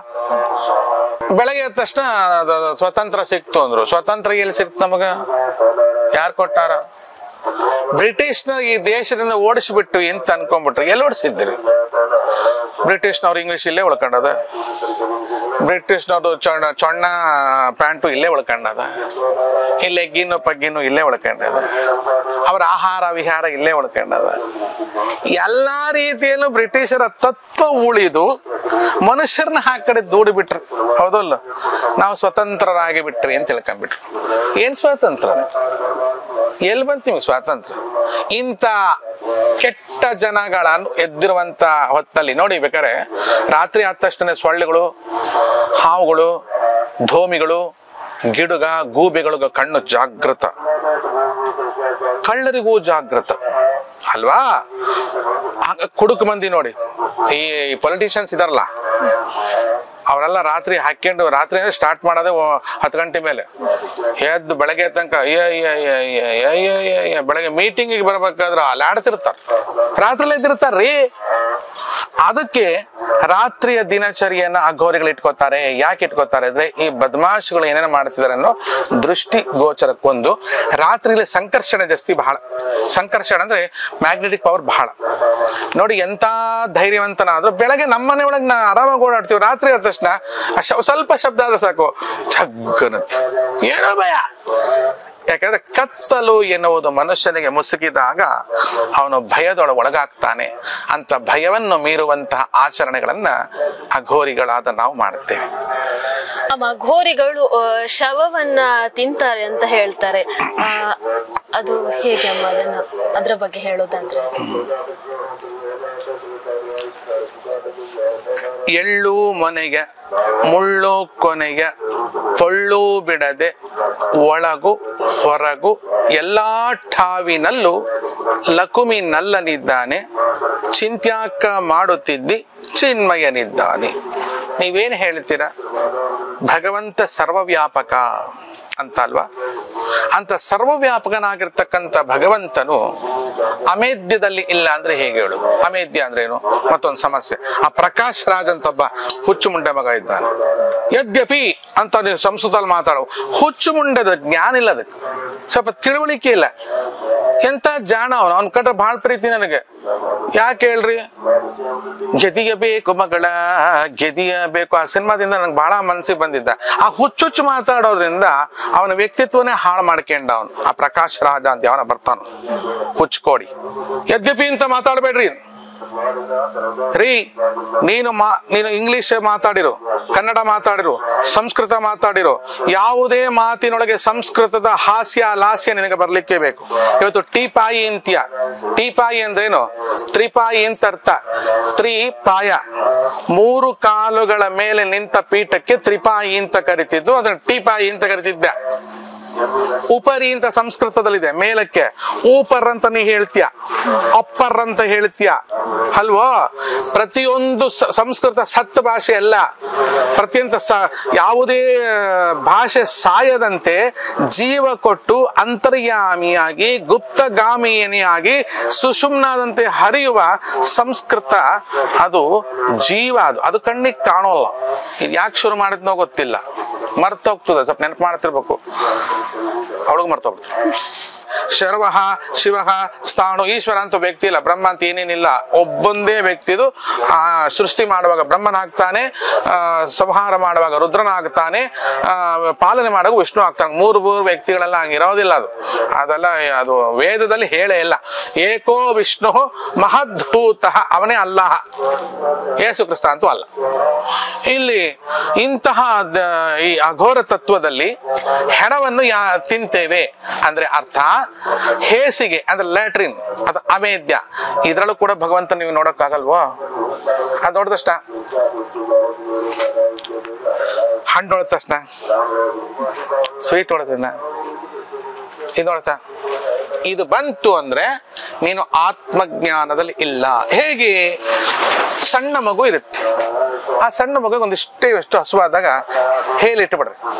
ಅಮೇಧ್ಯ ಅಂದ್ರೆ ಅರ್ಥ ಆಗಲ್ಲ. ಯಾಕೆ ಅದು ಆ ಒಂದು ಯಾಕೆ ಪ್ರಕಾಶ್ ರಾಜ್ ಯಾಕೆ ವಿಚಾರ ಬಂತಂದ್ರೆ ಅಮೇಧ್ಯದ ವಿಷಯಕ್ಕೆ ಬಂತು. ಅಮೇಧ್ಯ ಶಬ್ದಕ್ಕೆ ಕೊಳಕು ಅಂತ ಅರ್ಥ. ಆ ಕೊಳಕನ್ನ ನೋಡಿದಾಗ ಮಗು ಬಾಯಿಗೆ ಇಟ್ಕೊಂಡ್ಬಿಡುತ್ತೆ ನೋಡಿ. ಯಾಕೆ? ಮಗು ಅಲ್ವಾ? ಆ ಮಗುವಿನ ಸ್ಥಿತಿಯಲ್ಲಿ ನಾನು ಇರಬೇಕು, ಪ್ರಾಕ್ಟೀಸ್ ಮಾಡಬೇಕು. ಅಂದ್ರೆ ಮಗುವಿದ್ದಾಗ ಮಗುವಿನ ಜವಾಬ್ದಾರಿ ಮಗು ಏನ್ ತಗೊಳ್ಳಲ್ಲ, ಆರಾಮಾಗಿರುತ್ತೆ. ಯಾಕಂದ್ರೆ ಎಲ್ಲ ಜವಾಬ್ದಾರಿ ಅವ್ರ ತಾಯಿ ತಂದೆಗಿರುತ್ತೆ ಅಲ್ವಾ? ಅಂತ ಲೋಕದ ತಾಯಿ ಆಗಿರ್ತಕ್ಕಂಥ ಯಾವುದೋ ಒಂದು ವಸ್ತು, ಲೋಕದ ತಂದೆ ಆಗಿರ್ತಕ್ಕಂಥ ಯಾವುದೋ ವಸ್ತುವಿನ ಜವಾಬ್ದಾರಿ ಒಳಗೆ ನಾವು ಇದ್ದು ಬಿಟ್ರೆ ನಮಗೆ ಸಮಸ್ಯೆ ಇಲ್ಲ ಅನ್ನೋದಕ್ಕೋಸ್ಕರ ಅವ್ರು ಏನ್ ಮಾಡ್ತಾರೆ ಅಂದ್ರೆ, ನಾವೇನ್ ಮಾಡ್ತೀವಿ ಅಂದ್ರೆ, ನಾವೇನ್ ಮಾಡ್ತೀವಿ ಅಂದ್ರೆ ಹೆಣವನ್ನ ಅಸಹ್ಯವಾಗಿರ್ತಕ್ಕಂಥ ಹೇಯವಾಗಿರ್ತಕ್ಕಂಥ ಹೆಣ ಅಂತ ನೀವೇನ್ ಹೇಳ್ತೀರಾ, ಅದನ್ನ ನಾವು ಸುಮ್ನೆ ಆರಾಮಾಗಿ ತಿಂತೀವಿ. ನಮ್ಗೇನ್ ಅನ್ಸು? ನಿಂಗೂ ತಿನ್ಸ್ಲಾ? ಚೆನ್ನಾಗಿರುತ್ತೆ. ಹಿಂದೂ ಧರ್ಮದಲ್ಲಿ ಮಾತಾಡ, ಹಿಂದೂ ಅನ್ನೋದೊಂದು ಧರ್ಮ ಅಲ್ಲ, ಅದು ತಿಳ್ಕೊಬೇಕು. ಅದು ಎಜುಕೇಶನ್, ಅದೆಲ್ಲರಿಗೂ ಬೇಕು. ಯಾಕಂದ್ರೆ ದೇವ್ರಿದಾನ, ದೇವ್ರ ಸತ್ಯನ ಜ್ಯೋತಿಷ. ನಾನು ನಿಂಗೆ ಕೇಳ್ತೀನಿ, ಸಂದರ್ಶನ ಮಾಡ್ತೀನಿ. ದೇವ್ರ ಸತ್ಯನ ಜ್ಯೋತಿಷ ಸತ್ಯವಾ? ಓಪನಗಳು ನೀವು ಮಮತಾದ ಹೇಳ್ಬೇಕು. ದೇವ್ರ ಸತ್ಯನ ಜ್ಯೋತಿಷ ಸತ್ಯನ? ದೇವ್ರು ಅಂತ ಹೇಳವ ಅಲ್ಲ. ಯಾಕೆ ನೀನ್ ರಾಮನ್ ದೇವ್ರು ಅಂತೀಯ, ನಾನು ಅಲ್ಲ ಅಂತೀನಿ. ಇವನ್ ಕೃಷ್ಣನ್ ದೇವ್ರು ಅಂತಾನೆ, ಇವನ್ ಅಲ್ಲ ಅಂತಾನೆ. ಇವನ್ ಅಲ್ಲ ದೇವ್ರು. ದೇವ್ರು ಸತ್ಯ ಹೌದಲ್ಲ ಗೊತ್ತಿಲ್ಲ, ಜ್ಯೋತಿಷ್ಯ ಸತ್ಯ. ಯಾಕಂದ್ರೆ ಪ್ಲಾನೆಟರಿ ಎಲ್ಲ ಅಂದಿನ ಕಾಲ ಋಷಿಗಳು 7ನೇ ಮನೆಯಲ್ಲಿ ಮಂಗಳ ಬಂದ್ರೆ, ರವಿ ಬಂದ್ರೆ ಡೈವರ್ಸ್ ಆಗುತ್ತೆ, ಆಗ್ತಾ ಇದೆ. 5ನೇ ಮನೆಯಲ್ಲಿ ಶನಿ ಬಂದ್ರೆ ಗಂಡು ಮಗು ಸಾಯ್ತಾ ಇದಾರೆ. ಆಮೇಲೆ ಮಾಲವಿಕ ಇಂಥ ಯೋಗದಲ್ಲಿ ನೇಣು ಹಾಕಿ ತನ್ನ ಬರ್ದಿದ್ದಾರೆ, ನೇಣು ಹಾಕತ್ತಿದ್ದಾರೆ. ಈಗ ಒಂದು ಪ್ರಶ್ನೆ ಕೇಳ್ತೀವಿ, ದೇವರು ಸತ್ಯನೋ ಗುರುಗಳು ಸತ್ಯನೋ? ಅಲ್ಲ, ಜ್ಯೋತಿಷ ಸತ್ಯನೋ ಗುರು ಸತ್ಯನೋ? ಫಸ್ಟ್ ದೇವ್ರ ಸತ್ಯನೋ ಜ್ಯೋತಿಷ್ಯ ಸತ್ಯನೋ, ನಾ ಜ್ಯೋತಿಷ್ಯ ಸತ್ಯ ಅನ್ಬಿಟ್ಟೆ. ಈಗ ಜ್ಯೋತಿಷ್ಯ ಸತ್ಯನೋ ಗುರು ಸತ್ಯನೋ? ನಾನು ಗುರು ಅಂತ ಹೇಳ್ತೀನಿ. ನಾನು ಅಂತ ಇದ್ದೆ ಎಷ್ಟು ದಿವಸ, ಈಗ ಅನ್ನಕ್ಕಾಗಲ್ಲ. ಯಾಕಂದ್ರೆ ಗುರು ಶಬ್ದಕ್ಕೆ ತುಂಬಾ ಸಮಸ್ಯೆಯಾಗಿ ಕಾಣುವಂತ ವ್ಯಕ್ತಿಗಳು ಗುರುಗಳಾಗಿರೋದ್ರಿಂದ ಗುರು ಶಬ್ದಕ್ಕೆ ಅರ್ಥ ಇಲ್ಲ. ಗುರು ಅಂದ್ರೆ ತೊರೆಯುವ, ಕಾಪಾಡುವ, ದಾಟಿಸುವ. ಅಂದ್ರೆ ಇಡೀ ನವಗ್ರಹದಲ್ಲಿ ಜುಪಿಟರ್ ಸತ್ಯ ಅಂತ. ಹಾಗಾಗಿ ಜ್ಯೋತಿಷ್ಯ ಸೈನ್ಸ್ ಅದು ಯಾರು ಬೇಡ ಅನ್ನಕ್ಕಾಗಲ್ಲ, ಆಗ್ಲೇಬೇಕು. ಯಾಕೆ ಅಂತ ಕೇಳಿ, ಈಗ ನೋಡಿ, ರಾಹು ಮುಸ್ಲಿಂ ಅಂತ ನಾವು ರಾಹುವನ್ನ ಮುಸ್ಲಿಂ ಅಂತೀವಿ, ಕೇತುವನ್ನ ಕ್ರಿಶ್ಚಿಯನ್ ಅಂತೀವಿ, ಗುರುವನ್ನ ಇಂಡಿಕೇಟ್ ಮಾಡುವಾಗ ಬ್ರಾಹ್ಮಣ ಅಂತೀವಿ ಅಲ್ವಾ? ಹಾಗೆ ರಾಹುವಿನ ದುರಂತ ಇರೋದ್ರಿಂದಲೇ ಇವಾಗ ಇಷ್ಟೊಂದು ಇದು ಸಮಸ್ಯೆ ಆಗ್ತಿರೋದು. ಒಂದ್ಸಲ ರಾಹು ಕ್ಷೋಭೆಗೆ ಬಂದ, ನಾ ಅವ್ರಿಗೆ ಹೇಳಿದೆ ಬಿನ್ ಲಾಡನ್ ಕತೆ ಮುಗಿದೋಗುತ್ತೆ ಅಂದೆ, ಮುಗಿದೋಯ್ತು. ಆದ್ರೆ ಇವತ್ತೇನು ನೀವು ಮುಸ್ಲಿಮರಿಂದ ಸಮಸ್ಯೆ ಆಗ್ತಾ ಇದೆ ಹೇಳ್ತೀರಾ, ಮುಸ್ಲಿಮರ ಆಗ್ತಿಲ್ಲ, ಅನ್ಎಜುಕೇಟೆಡ್ಗಳಿಂದ ಆಗ್ತಿದೆ. ಹೇಳಿ, ಅನ್ಎಜುಕೇಟೆಡ್, ಯಾರು ಓದಿಲ್ಲ ಬರ್ದಿಲ್ಲ ಅಂತವರಿಂದ ಆಗ್ತಿರೋದ ಬಿಟ್ರೆ ಅದು ಹಿಂದೂಗಳಿರ್ಬೋದು ಅಥವಾ ಅರ್ಧಂಬರ್ಧ ಓದಿದಾರಲ್ಲ ಅವರಿಂದ ಜಾಸ್ತಿ ಆಗ್ತಿದೆ. ಅದ್ಯಾರು ನಿಜ ಗುಣ ಅಂತ ಯಾರೋ ಸ್ವಾಮಿಗಳು ಮಾತಾಡೋದು ಎರಡು ಕೇಳಿದ್ದೆ. ಏನ್ ಹುಚ್ಚುಚ್ಚಾಗಿ ಕೂಗುತ್ತಾನ್ರಿ, ಅವ್ನಿಗೇನೋ ತಲೆ ಬುಲ್ಡೆ ಏನಾರು ಇದೆಯಾ ಅಥವಾ ಅವ್ನ ಚರ್ಮ ಸುಲ್ದು ಎಲ್ಲಾರು ಬಿಸಾಡ್ಬೇಕಾ, ಅದ್ ಯಾವ್ದಾರು ಹುಳ ತಿಂದೀತ, ನಾಯಿ ಮೂಸಿತ, ಅದನ್ನ ಏನೋ ಮಾತಾಡ್ತಾ ಏನ್ ತಿಳ್ಕೊಂಡ್ಬಿಟ್ಟಾನ್ರಿ ಶಂಕರಾಚಾರ್ಯರ ಬಗ್ಗೆ. ಶ್ರೀಮತ್ ಶಂಕರ ಭಗವತ್ಪಾದರು ಈ ಭೂಮಿ ಮೇಲೆ ಅವತಾರ ಮಾಡದಿದ್ರೆ ಸಗಣಿ ತಿನ್ಬೇಕಾಗಿತ್ತು ನೀವು. ಅಂತ ಶಂಕರಾಚಾರ್ಯರ ಬಗ್ಗೆ, ಮಧ್ವಾಚಾರ್ಯರ ಬಗ್ಗೆ ಬಾಯಿಗೆ ಬಂದಂಗ ಮಾತಾಡುವವನ ನಾಲ್ಗಿನ ಕೊಯ್ದು ಅದನ್ನ ಸುಡಬೇಕಾದ್ರ. ಇದೆಲ್ಲ ಜ್ಞಾನ ಹುಟ್ಟಿದ್ ಯಾವ್ದಿಂದ? ಋಗ್ವೇದ, ಯಜುರ್ವೇದ, ಸಾಮವೇದ, ಅಥರ್ವಣ ವೇದ, ಅಷ್ಟಾದಶ ಮಹಾಪುರಾಣಗಳಿಂದ.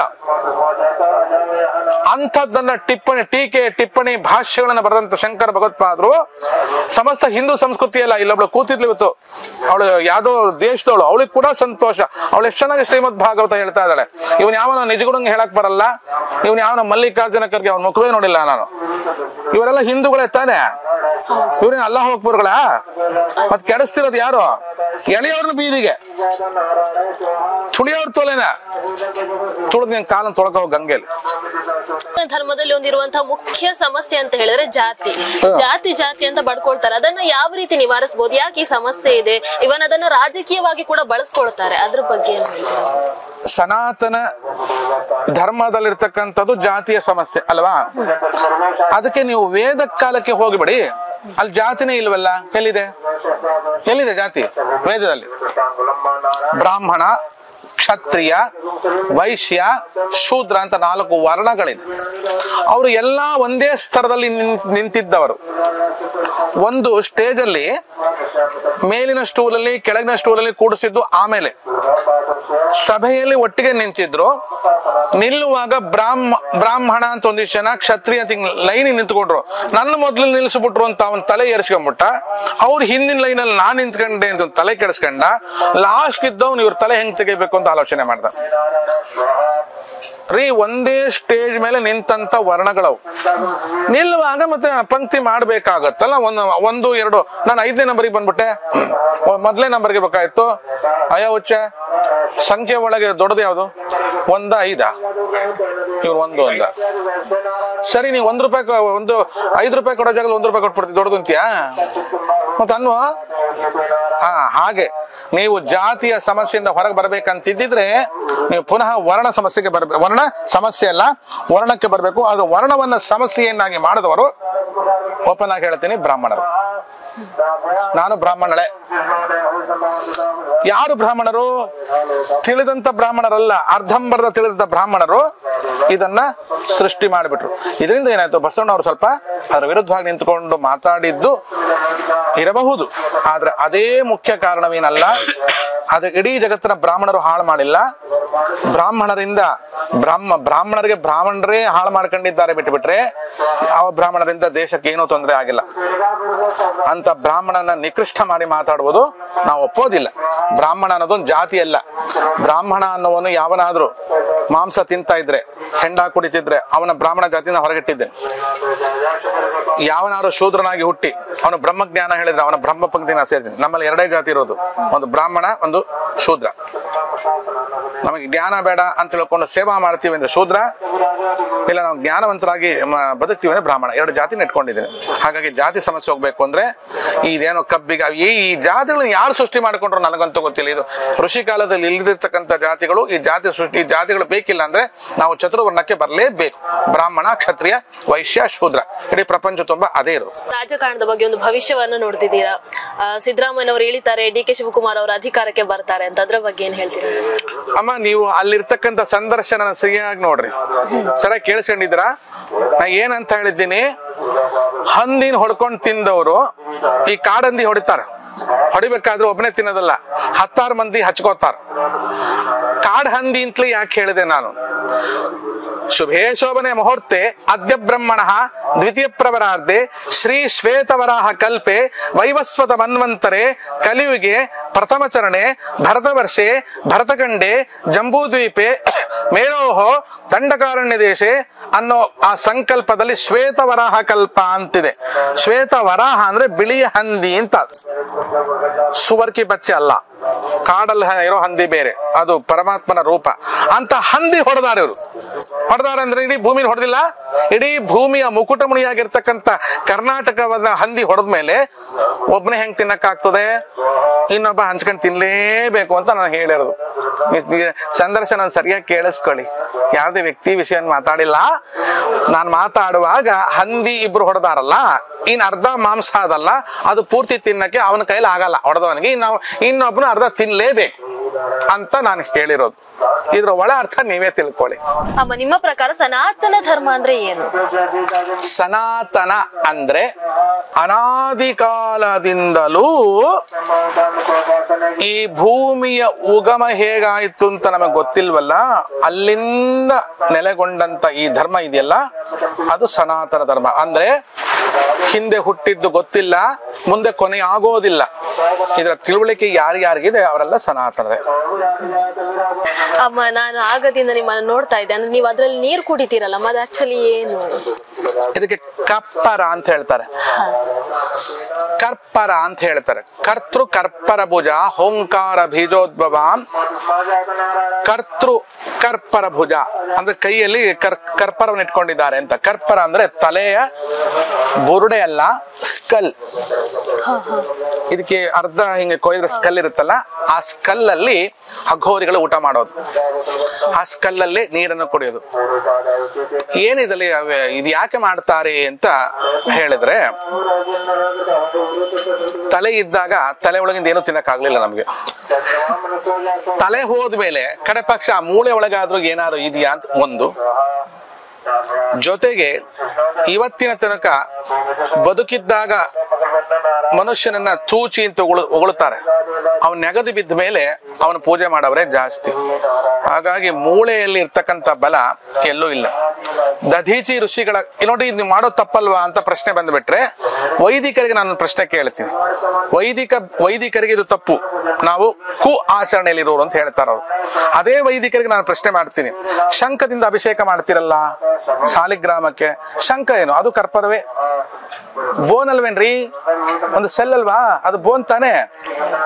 ಇನ್ನು ಶೈವರು ಇದು ಶೃಂಗಗಿರಿಯ ಮಠದಲ್ಲೆಲ್ಲ ಸ್ವಾಮಿಗಳು ಇದು ಎತ್ತಿನ ಕಾಡು ಎತ್ತಿನ ಕೊಂಬಿಂದ ಅಭಿಷೇಕ ಮಾಡ್ತಾರೆ. ಅದೇನು? ಅದು ಕ್ಯಾಲ್ಸಿಯಂ ತಾನೆ. ಅದು ಕ್ಯಾಲ್ಸಿಯಂ, ಅದು ಕ್ಯಾಲ್ಸಿಯಂ, ಇದು ಕ್ಯಾಲ್ಸಿಯಂ.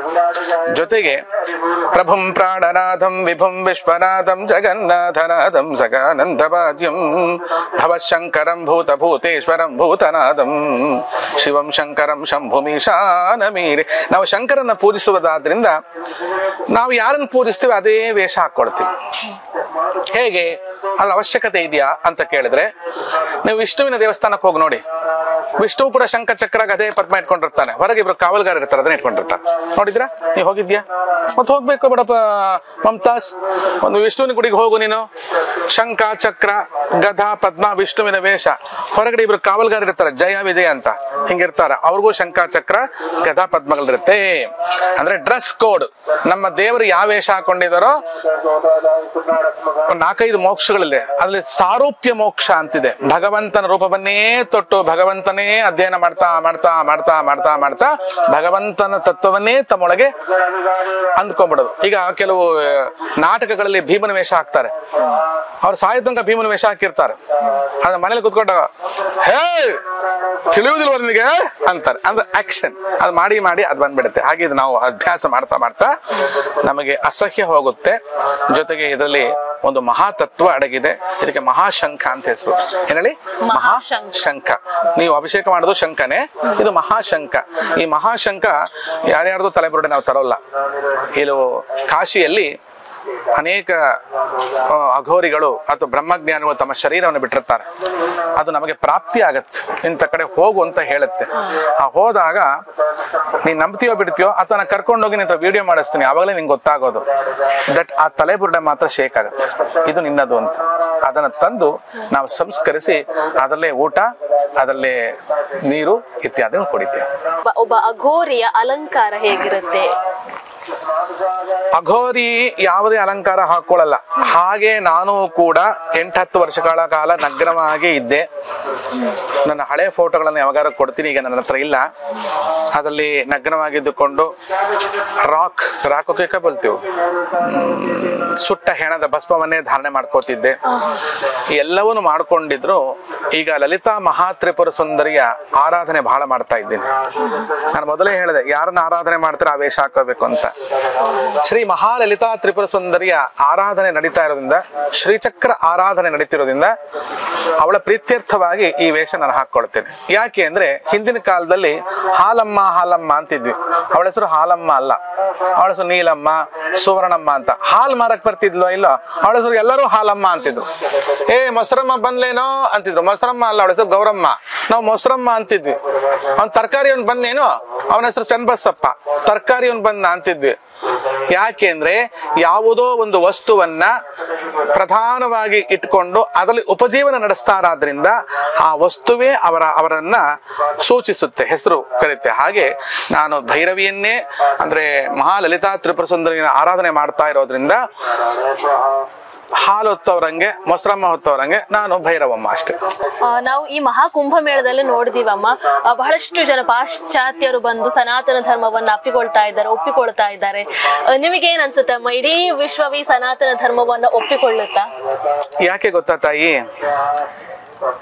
ನಮ್ಮಲ್ಲಿ ತಾಯಿಯ ತಂದೆಯ ಮಮತೆ ವಾತ್ಸಲ್ಯ ಯಾವ ದೇವರು ನೀಡಬಲ್ಲರೋ ಜಗದೆ ನಮಗೆಲ್ಲ.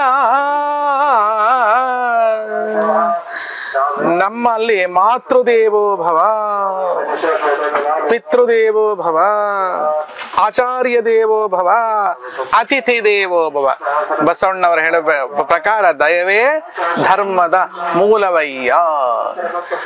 ಒಂದು ದನವನ್ನ ಕೊಯ್ಯುವಾಗ ಅದೆಷ್ಟು ಸಂಕಟ ಪಡುತ್ತಲ್ವಾ, ಆ ಸಂಕಟ ನಿಮ್ಗೆ ಆಗಿಲ್ಲ ಅಂದ್ರೆ ನೀವು ಮನುಷ್ಯರಲ್ಲ ಅಂತ ಅರ್ಥ. ಅದರ ಮಾಂಸ ನಿಮಗೆ ಬಲ ಕೊಟ್ಟಿರ್ಬೋದು, ಅದರ ನೋವು ನಿಮಗೆ ಆಗ್ತಾ ಇಲ್ಲ ಅಂದ್ರೆ ನೀವು ಮನುಷ್ಯರಿಗೆ ಸೇರಿದವರಲ್ಲ. ಅದೆಲ್ಲರಿಗೂ ಈಗ ಪರಿಚಯ ಆಗ್ತಾ ಇದೆ. ಯಾಕೆಂದ್ರೆ ಯಾರ್ಯಾರು ಮಾಂಸಾಹಾರಿಗಳು ಅವರೆಲ್ಲ ರೋಗಗಳಿಗೆ ಒಳಗಾಗಿ ಸಸ್ಯಾಹಾರದ ಒಂದು ಶುದ್ಧ ಸತ್ವದ ಬಗ್ಗೆ ಹಿಂದೂ ಧರ್ಮದಲ್ಲಿರ್ತಕ್ಕಂಥ ಕಾನ್ಸೆಪ್ಟ್ ಆಯುರ್ವೇದಿಕ್ ಅಲ್ಲಿ ಕೂಟಜ, ವಟ, ಪಾಟಲ, ಕರವೀರ, ಕರಂಟಕ, ಪಿಂಪಲಿ, ಕದಲಿ, ಖರ್ಜೂರ, ನಾರಿಕೇಲ, ರಸಾಲ, ತಮಾಲ, ಹಿಂತಾಲ, ಕದಮಾಲ, ಸರಳ, ಬಕುಲ, ಬಕಲ, ಪುನ್ನಾಗ, ಜಂಬು, ಜಂಬೀರ, ನಿಂಬ, ಕದಂಬ, ನಾರಂಗ, ಲವಂಗ, ರುದ್ರಾಕ್ಷಾದಿಗಳ ವರ್ಣನೆ ಆಯುರ್ವೇದದಲ್ಲಿ ಇರೋದ್ರಿಂದ ಇವತ್ತು ಇಡೀ ವಿಶ್ವವು ಆಯುರ್ವೇದ ಶಾಸ್ತ್ರಕ್ಕೆ ಮರಳಾಗ್ತಾ ಇರೋದ್ರಿಂದ ಎಲ್ಲರಿಗೂ ದಯ ಬೇಕು, ಧರ್ಮ ಬೇಕು, ಪ್ರೀತಿ ಬೇಕು, ವಿಶ್ವಾಸ ಬೇಕು. ಅದಿರೋದು ಕೇವಲ ಸನಾತನ ಧರ್ಮದಲ್ಲಿ ಮಾತ್ರ. ಅದಕ್ಕೋಸ್ಕರ ಇಡೀ ವಿಶ್ವವೇ ನನ್ನ ಪ್ರಕಾರ ಇನ್ನೊಂದು 5 ವರ್ಷಗಳಲ್ಲಿ ಅದನ್ನು ನಾನು ನೋಡ್ತೇನೆ. ನಾವೆಲ್ಲ ಹಿಂದೂಗಳು ಅನ್ನೋ ಶಬ್ದಕ್ಕೆ ಅರ್ಥ ಏನು ಅಂದ್ರೆ ನಾವೆಲ್ಲ ಒಂದು ಅಂತ ಅರ್ಥ. ಆದರೆ ಯಾವ ಕಾಲದಲ್ಲಿ ನಮ್ಮ ಗುಡಿಗಳನ್ನು ಒಡೆದು ಚೂರು ಚೂರು ಮಾಡಿ ಆ ಜಾಗದಲ್ಲಿ ನಿಮ್ಮ ಮಂದಿರಗಳನ್ನು ನೀವು ಕಟ್ಟಿದ್ರೆ ಅದನ್ನ ನಾನು ಒಪ್ಪುವಲ್ಲ.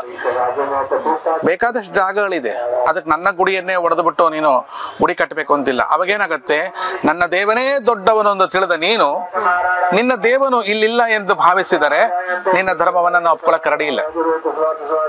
ಹಾಗಾಗಿ ಅದು ರಾಮ ಮಂದಿರ ಇರಬಹುದು ಅಥವಾ ಕೃಷ್ಣ ಜನ್ಮಭೂಮಿ ಇರಬಹುದು, ಯಾವುದೇ ಇರಬಹುದು, ಅವುಗಳ ನೆಲೆಯನ್ನು ಅವುಗಳಿಗೆ ಕೊಟ್ಟು ನೀನು ನೆಲೆಯನ್ನು ಕಲ್ಪಿಸಿಕೊಂಡು ಪ್ರಾರ್ಥನೆ ಮಾಡುವುದು ಬಹಳ ಶ್ರೇಷ್ಠವಾದ ವಿಷಯ ಅಂತ ನಾ ಅಂದ್ಕೊಳ್ತೀನಿ. ಅದಕ್ಕೆ ವಕ್ಫ್ ಕಮಿಟಿಯವರು ಇರ್ಬೋದು, ಇನ್ಯಾರೋ ಇರ್ಬೋದು, ಅವರನ್ನೆಲ್ಲ ನಾನು ವಿರೋಧಿಸೋದಲ್ಲ, ಸರ್ವನಾಶ ಮಾಡಿಬಿಡ್ತೀನಿ. ವಕ್ಫ್ ಅವರು ಮಹಾಕುಂಭ ಮೇಳ ನಡೆಯುವಂತ ಜಾಗನೇ ನಮ್ಮದು ಅಂತ ಹೇಳಿದ್ರಲ್ಲ, ಅದ್ರ ಬಗ್ಗೆ ಅವನ್ ದೇಹನೇ ಅವಂದಲ್ಲ. ಅವನ ಹೆಂಗ್ರಿ ವಕ್ಫ್ ಕಮಿಟಿ ಅಂದ್ರೆ ನಂಗೆ ಇಲ್ಲಿ ತನಕ ಹೆಸರೇ ಕೇಳಿದ್ದಿಲ್ಲ ಸ್ವಾಮಿ. ಅವ್ರ ಜಾಗ ಅಂತ ಅವನ ಹೆಂಗ್ರಿ ಹೇಳ್ತಾನ ಅವನು. ಇಡೀ ಭೂಮಿ ರೀ, ಹೋಗ್ರಿ ಹಿಂದಕ್ಕೆ, ಅತಿ ಹಿಂದಕ್ಕೆ ಹೋಗ್ರಿ, ಸ್ವಲ್ಪ ಓದೋದು ಕಲ್ತ್ಕೊಳ್ರಿ. ಇಡೀ ಬ್ರಹ್ಮಾಂಡ ಅಳದು ತಗೊಂಡದು ಪರಶುರಾಮ ದೇವರು. ಇಡೀ ಪರಶುರಾಮ ದೇವರು ಇದನ್ನ ತಗೊಂಡಿರೋದು ಬ್ರಹ್ಮಾಂಡವನ್ನ. ಈ ಬ್ರಹ್ಮಾಂಡದ ಅಧಿಪತಿ ಪರಮಾತ್ಮ. ಸನಾತನ ಧರ್ಮದ ನೆಲೆಗೆ ಹೋಗಿ ನಿಮ್ಮ ಧರ್ಮ ಯಾವಾಗ ಹುಡ್ತೋ ಹೋಗ್ರಿ ಹಿಂದಕ್ಕೆ. ಅದ್ರ ಹಿಂದಕ್ಕೆ ಹೋದಾಗ ಇರೋದೇ ಸನಾತನ ಧರ್ಮ. ಈ ಭೂಮಿ ವಕ್ಫು ಗಿಫು ಯಾವ ಕಮಿಟಿದು ಇಲ್ಲ, ಅದು ಸಾಧ್ಯವೇ ಇಲ್ಲ, ನಾವು ಒಪ್ಕೊಳ್ಳೋಕ್ಕೂ ರೆಡಿ ಇಲ್ಲ. ಹಾಗೇನಾದ್ರೂ ಮಾತಾಡಿದ್ರೆ ಹುಚ್ಚರು, ಆ ಮಾತನ್ನ ನಾವು ಇಗ್ನೋರ್ ಮಾಡ್ತೇವೆ, ಅದನ್ನ ನಾವು ಪುರಸ್ಕರಿಸೋದಿಲ್ಲ. ಅಮ್ಮ, ಗೋ ರಾಷ್ಟ್ರ ಪ್ರಾಣಿ ಆಗ್ಬೇಕನ್ನುವಂತ ಒಂದು ಕೂಗು ಬರ್ತಾ ಇದೆ, ಅದ್ರ ಬಗ್ಗೆ ಏನ್ ಹೇಳ್ತೀರಾ? ರಾಷ್ಟ್ರ ಪ್ರಾಣಿ ಗೋ ಅಂತ ಕರಿಬಾರ್ದು, ರಾಷ್ಟ್ರ ಮಾತಾ ಗೋಮಾತಾ, ರಾಷ್ಟ್ರ ಮಾತಾ ಗೋಮಾತಾ ಅನ್ಬೇಕು. ಏನೋ ದೇಶವನ್ನ ಗಾಂಧೀಜಿಯವರು ಮನಸ್ಸು ಮಾಡಿದ್ರೆ ಅವ್ರಿಗಿರ್ತಕ್ಕಂಥ ಸಾಮರ್ಥ್ಯದಲ್ಲಿ ಅವರು ಮೌನಿಗಳಾಗದಿದ್ದರೆ ಅವನು ಯಾರು ದೇಶ ಹೊಡೆದ ಮುಸ್ಲಿಂ ಅವನ ಹೆಸರು ಮರ್ತೋಗ್ಬಿಡ್ತಾರ, ಜಿನ್ನನ್ನ ತಡಿಬಹುದಿತ್ತು. ಆದ್ರೆ ಆ ಹೊತ್ತಲ್ಲಿ ಅವ್ರು ಕಲ್ಕತ್ತಕ್ಕೆ ಹೋಗಿ ಕುತ್ಕೊಳ್ಳುವಂಥದ್ದು ಏನಿರ್ಲಿಲ್ಲ. ಅಂದ್ರೆ ಸ್ತಬ್ಧರಾದ್ರು, ಮೌನಿಗಳಾದ್ರು. ನಿಮ್ಮ ಇಷ್ಟು ತಪಸ್ಸು, ಇಷ್ಟು ಅಹಿಂಸೆ, ಉಪವಾಸ ಎಲ್ಲಿಗೆ ಬಂತ್ರಿ? ನನಗೂ ಗೊತ್ತಿಲ್ಲವ. ಮೊನ್ನೆ ಯಾರೋ ತೋರಿಸಿದ್ರು, ಆ ಬಂಗಾಲದೊಳಗೆ ಎಂತದ್ದು ಬಾಂಗ್ಲಾ, ಅಲ್ಲಿ ಒಬ್ಬ ಸನ್ಯಾಸಿಯನ್ನ ಅದು ಏನೋ ತಗೊಂಡು ಹೊಡೆಯೋದು, ಅದು ನಂಗೆ ಅದು ನಿಜವೋ ಹೌದು ಅದು ತೋರಿಸಿ ನನಗೆ 15 ದಿವಸ ನಿದ್ದೆ ಬಂದಿಲ್ಲ. ಹೌದು, ಅಂದ್ರೆ ಅಲ್ಲಿ ಬಾಂಗ್ಲಾದೇಶದಲ್ಲಿ ಹಿಂದೂಗಳು ಅಲ್ಪಸಂಖ್ಯಾತರಾಗಿರೋದ್ರಿಂದ ಅವರ ಮೇಲೆ ಆಕ್ರಮಣಗಳಾಗ್ತಾ ಇದೆ. ಇಂಥ ಒಂದು ಸಮಸ್ಯೆ ಸೃಷ್ಟಿ ಆಗ್ಲಿಕ್ಕೆ ನಿನ್ನ ಉಪವಾಸ, ನಿನ್ನ ಸತ್ಯಾಗ್ರಹ ಕಾರಣ ಆದ್ರೆ ನೀ ಮಾಡಿದ್ದು ಏನು ಉಪಯೋಗ ಆಯ್ತು? ಇವತ್ತು ಬೆಳಗ್ಗೆ ಎದ್ದ ತಕ್ಷಣ ಇಷ್ಟೊಂದು ಸಮಸ್ಯೆಗೆ ಸೃಷ್ಟಿ ಕಾರಣನಾಗಿರ್ತಕ್ಕಂಥ ಎಂತ ಪಿತ ನೀನು? ರಾಷ್ಟ್ರಪಿತ. ನಿನ್ ನೋಟಲ್ಲಿ ನಿನ್ ಮುಖ ನೋಡ್ಕೊಂಡು ಮಡ್ಚ್ಕೋಬೇಕಲ್ಲ ಆಯ್ತಲ್ಲ ಸ್ವಾಮಿ. ಅವನು ಎಂತದೋ ಸಾಯ್ಬೇಕಾದ್ರೆ ಏನಂದ್ರು ಗಾಂಧೀಜಿಯವರು? ರಾಮ್ ನಾಮ್ ಸತ್ಯ ಹೇ, ರಾಮ್ ನಾಮ್ ಸತ್ಯ ಹೇ ಅಂದ್ರಂತೆ. ಅದು ಯಾರು ಆ ನೆಹರುಗೆ ಯಾವಾಗ ಕೇಳಿಸ್ತೋ ನನಗಂತೂ ಗೊತ್ತಿಲ್ಲ. ಅದು ಅಷ್ಟೊಂದು ಕೂಗಿದ್ದು ಅಲ್ಲಿ ಯಾರು ನೆಹರುಗೆ ಹೇಳಿದ್ರು ಏನೋ ನನಗಂತೂ ಅರ್ಥ ಆಗಿಲ್ಲ. ಅದು ರಾಮ್ ನಾಮ್ ಸತ್ಯ ಹೇ, ಏನಾಯ್ತು ರಾಮ್ ನಾಮ್ ಸತ್ಯ? ರಾಮಗೆ ಜಾಗಲ್ಲ. ಇಂತಹ ತೊಂದರೆಗಳು ಆದಲ್ಲಿ ಅದೆಲ್ಲದಕ್ಕೂ ಲೋಕದ ಮುಖ್ಯ ಧುರೀಣರೇ ನೇತಗಳೇ ಕಾರಣರಾಗ್ತಾರೆ, ಬಿಟ್ಟರೆ ಬೇರೆ ಕಾರಣರಲ್ಲ. ಅವತ್ತಿನ ದಿವಸ ಇಡೀ ವಿಶ್ವ ಬ್ರಿಟಿಷ್ನವರಿಂದ ಸೇರ್ಕೊಂಡು, ಹೆಚ್ಚಿಗೆ ಬ್ರಿಟಿಷ್ನವರೇ ಸೇರ್ಕೊಂಡು ಈ ಸಂಸ್ಕೃತಿಯನ್ನು ಹಾಳು ಮಾಡುದು, ಗುರುಕುಲವನ್ನು ಹಾಳು ಮಾಡುದು, ನಮ್ಮಲ್ಲೇ ಒಡಕು ನೀತಿಗಳನ್ನ ತಂದಿಟ್ರು. ನಮ್ಮ ತೋಟಗಳಿಗೆಲ್ಲ ಗೋವಿನ ಫ್ಯಾಟನ್ ಹಚ್ಚೋದು, ತುರುಕುರು ಮಂದಿ ತೋಟಕ್ಕೆ ಹಂದಿ ಕೊಬ್ಬಚ್ಚೋದು, ಒಳಗಿಂದ ಒಳಗೆ ಇಂಥ ಹಿಂಸೆ ಕೊಟ್ಟಂತ ತುರುಕುರ ಬಗ್ಗೆ ಇವರು ಬ್ರಿಟಿಷ್ನವ್ರ ಬಗ್ಗೆ ಜ್ಞಾನ ಇಲ್ಲ ನಿಮ್ಗೆ. ಹಾಗಾಗಿ ಅವನನ್ನೇ ರಾಷ್ಟ್ರಪಿತ ಅಂತ ನೀವು ಕರಿಬೇಕಾದ್ರೆ ಒಂದು ದೇಶ ಇಬ್ಬಾಗವಾಗಿ, ಅವ್ರ ಅಪ್ಪಂದೇನ್ರಿ ಪಾಕಿಸ್ತಾನ?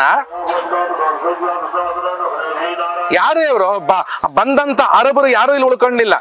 ಮುಸ್ಲಿಮ್ನವ್ರನ್ನ ಕೆಟ್ಟವ್ರು ಅಂತ ಹೇಳಲ್ಲ. ಇವತ್ತಿನ ದುಬೈಗೆ ಹೋದ್ರೆ ಎಷ್ಟು ಸಂಸ್ಕೃತಿಯಿಂದ ಸನ್ಮಾನದಿಂದ ಆ ರಾಜ ನಡ್ಕೋತಾನೆ.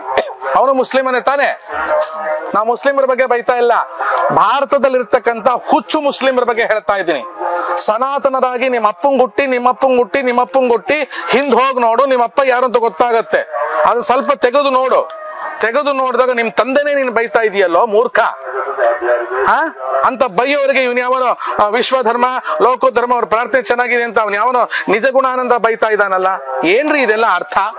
ಅಂತ ಗಾಂಧೀಜಿಯನ್ನೇ ನೀವು ರಾಷ್ಟ್ರಪಿತ ಅಂತ ಒಪ್ಕೊಂಡು ನಿಮ್ಮ ಹರಿದಾಡುವ ನೋಟುಗಳಲ್ಲಿ ಆತನ ಮುಖ ಮುದ್ರಣ ಆಗಿದ್ರೆ ಇವತ್ ಬಿಡು, ಗೋ ಮಾತಾಗಿದೆ, ಮನೆಯಿಂದ ಆಚೆಗೆ ಹೋಗುವಂತ ಜೀವೋ ಮಾತಾ.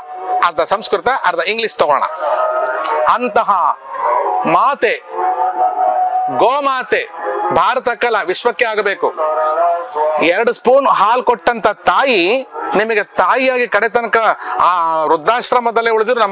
ನಿಮ್ಮಮ್ಮ ಎಲ್ಲಿದಾರ್ರಿ? ವೃದ್ಧಾಶ್ರಮದಲ್ಲಿದ್ದಾರೆ. ಯಾರು ನಮ್ಮಮ್ಮ ಅಂತಾನೆ ಹೇಳ್ತೀರಾ. ಅಕಸ್ಮಾತ್ ತಾಯಿಯ ಎದೆಯಲ್ಲಿ ಹಾಲು ಬರೆದಿದ್ರೆ ಹಸುವಿನ ಹಾಲು ಕುಡಿಸ್ತಾರೆ, ಎಮ್ಮೆ ಹಾಲು ಕುಡಿಸಿದ್ರೆ ಜೀರ್ಣ ಆಗೋಲ್ಲ. ಅದಕ್ಕೆ ಎಮ್ಮೆ ಮಾತಾ ಅಂತ ಮಾಡ್ಬೋದಿತ್ತಲ್ಲ ಅಂತ. ಎಮ್ಮೆ ಮಾತಾ ಅಂತ ಮಾಡ್ಬೋದಲ್ಲ, ಎಮ್ಮೆನ ಮಾತಾ ಮಾಡಕ್ಕಾಗಲ್ಲ. ಯಾಕೆ ಮಾಡಕ್ಕಾಗದು? ಆಂಟಿ ಅದು. ಅಂಬಾ ಎನ್ನುವ ಶಬ್ದ ಕರು ತನ್ನ ತಾಯಿ ಕರೆದು ಅಂಬಾ ಅಂಬಾ ಅಂಬಾ ಅಂತದೆ ನೋಡಿ, ತಾಯಿನ ಒದರುವಾಗ. ಹೌದಲ್ಲ? ಹಂಗೆ ನಮ್ಮ ಸಂಸ್ಕೃತದಲ್ಲಿ ತಾಯಿಯನ್ನ ಅಂಬಾ, ಅಂಬಾ ಭವಾನಿ, ಅಂಬಾ ಭವಾನಿ, ಅಮ್ಮ ಭವಾನಿ ಅಲ್ಲ, ಅಂಬಾ ಭವಾನಿ. ಅಂತಹ ಗೋವು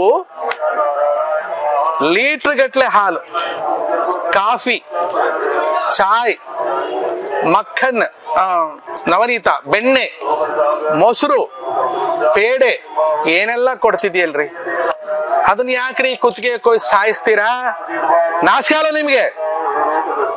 ಅದಕ್ಕೆ ನಾನು ಹೇಳೋದೇನಂದ್ರೆ, ಗೋಮಾತಾ ರಾಷ್ಟ್ರಮಾತಾ, ಗೋಮಾತಾ ರಾಷ್ಟ್ರಮಾತಾ, ಗೋಮಾತಾ ರಾಷ್ಟ್ರಮಾತಾ ಆಗಬೇಕು. ನಮ್ಮ ಜಗದ್ಗುರು ಬದ್ರಿ ಪೀಠಾಧೀಶರು, ಇಲ್ಲಿ ಇದು ಜಗದ್ಗುರು ಶಂಕರಾಚಾರ್ಯ ಪೀಠ, ಒಂದು ದಕ್ಷಿಣದಲ್ಲಿ ಶೃಂಗೇರಿ, ಪೂರ್ವದಲ್ಲಿ ದ್ವಾರಿಕಾ, ಮತ್ತೆ ಪಶ್ಚಿಮದಲ್ಲಿ ಇದು ಜಗನ್ನಾಥಪುರಿ, ಉತ್ತರದಲ್ಲಿ ಬದ್ರಿ ಪೀಠದ ಅಧ್ಯಕ್ಷರು ಇಲ್ಲಿದ್ದಾರೆ ಸ್ವಾಮಿಗಳು, ಅವಿಮುಕ್ತೇಶ್ವರಾನಂದ ಸರಸ್ವತಿಗಳು. ಏಕದಂಡಿಗಳಾಗಿ ಪಾಪ ಅವರು ಹೋರಾಟ ಮಾಡ್ತಿದ್ದಾರೆ. ಅವರಿಗೆ ಜೀವ ಬೆದರಿಕೆ ತಂದಿಟ್ಟಿದ್ದಾರೆ. ಪೊಲೀಸ್ನವ್ರು ಹೆಂಗ್ ಕಾಯ್ತಾ ಇದ್ದಾರೆ ನೋಡಿದ್ರ? ಒಬ್ಬ ಸನ್ಯಾಸಿಗೆ ಜೀವ ಬೆದರಿಕೆ ತಂದಿಡ್ತಾ ಇದ್ದಾರೆ ಅಂದ್ರೆ ಎಂಥ ಕಷ್ಟ ಆಗತ್ತಿದೆ. ಅದು ಆಗಬಾರ್ದು. ಹಾಗಾಗಿ ನಾವೆಲ್ಲರೂ ಸೇರಿ ಹಿಂದೂ ಧರ್ಮ ಉಳಿಸ್ತೀವಿ. ಹಿಂದೂ ಧರ್ಮದ ಉಳಿವಿಕೆಗೆ ಮುಖ್ಯ ಕಾರಣವಾಗಬೇಕು ಗೋಮಾತೆಯ ರಕ್ಷಣೆ ಆಗಬೇಕು. ಯಾಕೆಂದ್ರೆ ಸನಾತನ ಧರ್ಮದಲ್ಲಿ ಮಹಾಭಾರತ ಭಾಗವತದಲ್ಲಿ ನೋಡಿ, ಯಾವಾಗ ಭೂಮಿಗೆ ತೊಂದರೆ ಆಗಿದೆ ಆ ಭೂಮಿ ಗೋರೂಪವನ್ನು ಧರಿಸಿ ಹೋದ್ಲು ಅಂತ ಬರೀತಾರೆ. ಆಡಿನ ರೂಪ ಧರಿಸಿದ್ಲು, ಇಲಿ ರೂಪ ಧರಿಸಿದ್ಲು ಅಂತ ಹೇಳ್ಬೋದಿತ್ತು, ಹೇಳಿಲ್ಲ. ಗೋವಿನ ರೂಪವನ್ನ ಧಾರಣೆ ಮಾಡಿ ಬ್ರಹ್ಮನಲ್ಲಿ ಪ್ರಾರ್ಥನೆ ಮಾಡಿಕೊಂಡು ಅಳ್ತಾ ಇದ್ಲು ಅಂತ ಅದಕ್ಕೆ ಶುರುವಾಗುತ್ತೆ.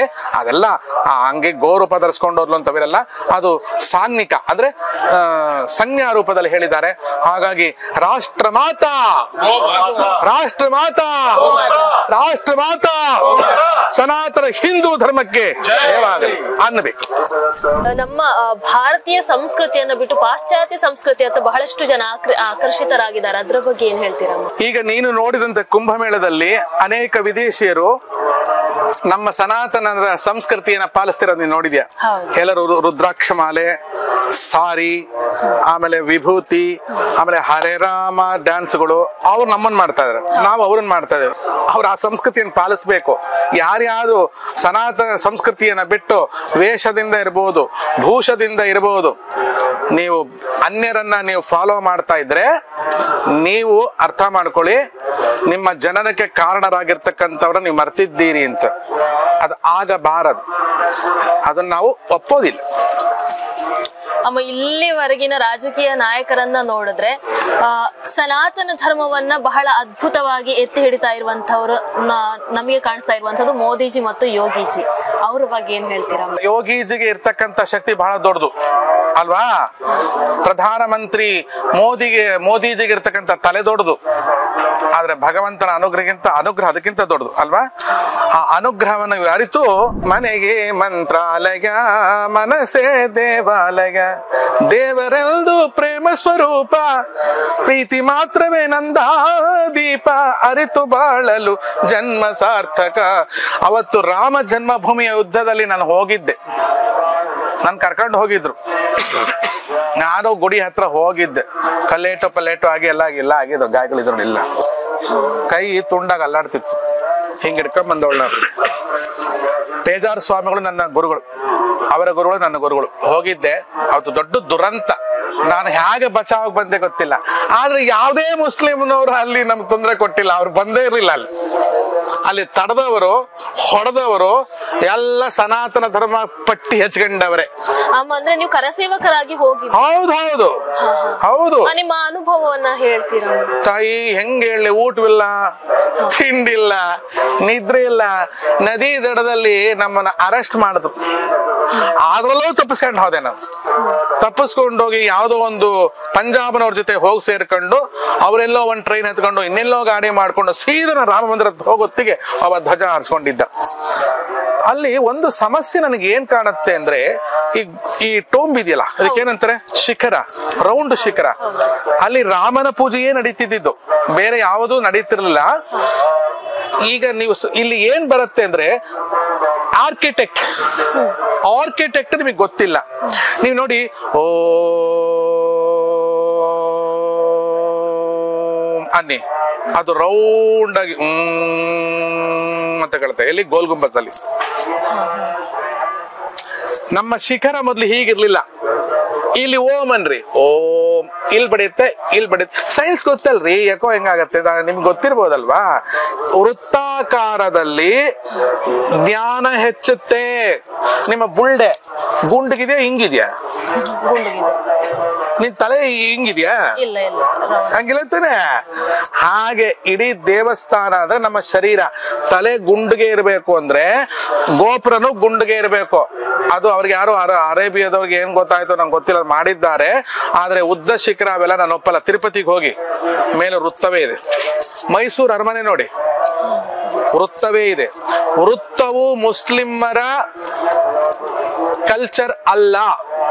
ಅದು ಯಾರ್ಯಾರು ಪ್ರಾರ್ಥನೆ ಮಾಡ್ತಾರೋ ಅವರ ಪ್ರಾರ್ಥನೆ ಓಂ ಅಂದ ತಕ್ಷಣ ಅದೆಲ್ಲ ಕಡೆ ಬರ್ಬೇಕು ಅಲ್ವಾ. ಮುಸ್ಲಿಮರಿಗೆ ಯಾಕೆ ತೊಂದರೆ ಆಗ್ತಾ ಇದೆ ಅಂದ್ರೆ, ಅವರ ಚಿಹ್ನೆ ಏನ್ ಹೇಳಿ, ಚಂದ್ರ ಮತ್ತು ಚಾಂದ್ ಸಿತಾರ ಏನಾ. ಚಾಂದ್ ಅಂದ್ರೆ ಚಂದ್ರ.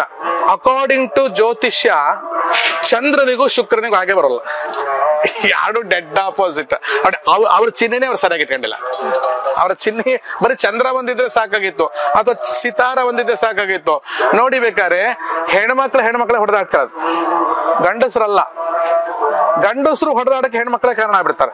ಹಾಗಾಗಿ ಶುಕ್ರನು ಹೆಣ್ಣೆ, ಚಂದ್ರನು ಹೆಣ್ಣೆ, ಅವೆರಡಕ್ಕೂ ಬರಲ್ಲ. ಹಾಗೆ ನಿಮ್ ಕುಂಡಲಿ ನೋಡ್ಕೊಳ್ಳಿ, ಎಲ್ಲಿ ಚಂದ್ರ ಶುಕ್ರ ಇರ್ತಲ್ಲ, ಫೈಟಿಂಗ್ ನಡೆದೇ ಇರುತ್ತೆ. ಹಾಗಾಗಿ ಅವರದೇನಿಲ್ಲ, ಧರ್ಮ ಸಂಕೇತ ಇಲ್ಲ, ಅದು ಸರಿ ಇಲ್ಲ. ಆದ್ರೆ ಆ ವೃತ್ತಾಕಾರ ಇದೆಯಲ್ಲ, ಅದು ಅದ್ಭುತವಾದ ಪ್ರಾರ್ಥನೆಯೂ ಅದ್ಭುತವಾದ. ಅದ್ರಲ್ಲಿ ನಾವ್ ಎರಡು ಮಾತಾಡ್ಲಿಕ್ಕಿಲ್ಲ. ನಮ್ಮ ಕರ್ನಾಟಕ ಜನತೆಗೆ ಏನ್ ಹೇಳ್ತೀರಾ ಅಮ್ಮ? ನಮ್ಮ ಕರ್ನಾಟಕದ ಜನತೆಗೆ ನಾನು ಹೇಳ್ತೀನಿ ಅಂದ್ರೆ,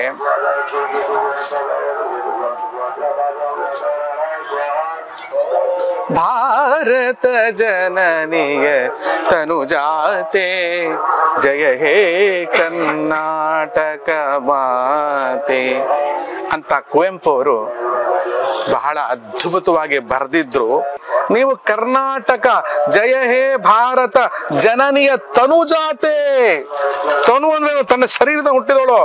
ನೀವು ಗುಜರಾತ್ ಹೇಳ್ತಿಲ್ಲ, ಮಹಾರಾಷ್ಟ್ರಕ್ಕೆ ಹೇಳ್ತಿಲ್ಲ, ಯಾವುದಕ್ಕೂ ಹೇಳ್ತಿಲ್ಲ, ನನ್ನ ಕರ್ನಾಟಕ ಮಾತು ಹೇಳ್ತಾ ಇದ್ದೀನಿ. ಅಂತ ಕರ್ನಾಟಕದ ಜನಗಳಿಗೆ ದೊಡ್ಡದೊಂದು ನಮಸ್ಕಾರ ಮಾಡಿ ಹೇಳ್ತೀನಿ.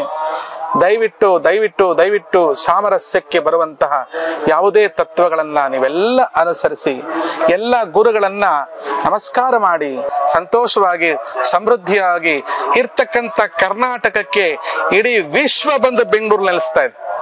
ಅಂತ ಬೆಂಗಳೂರು ಮಹಾನಗರ ವೈಭವವಾಗಿ ಮೆರಬೇಕು ಅಂತಂದ್ರೆ, ಈ ಜಾತಿ ಮತ ಧರ್ಮಗಳಿಂದ ಆಚೆಗೆ ಬರಬೇಕು ಅಂತಿದ್ರೆ ಎಲ್ಲರೂ ತಮ್ಮನ್ನು ನೋಡಿ, ನೀವೇನಂತೀರಿ, ಜಗತಃ ಪಿತರ ಒಂದೇ ಪಾರ್ವತಿ ಪರಮೇಶ್ವರ ಅಲ್ವಾ? ಜಗತಃ ಪಿತರ ಒಂದೇ ಪಾರ್ವತಿ ಪರಮೇಶ್ವರ.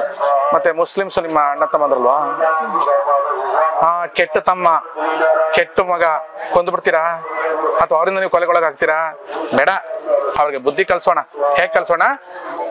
ನಾಲೆಡ್ಜ್, ಜ್ಞಾನ. ಆ ಜ್ಞಾನ ಯಾವುದರಿಂದ ಬರುತ್ತೆ?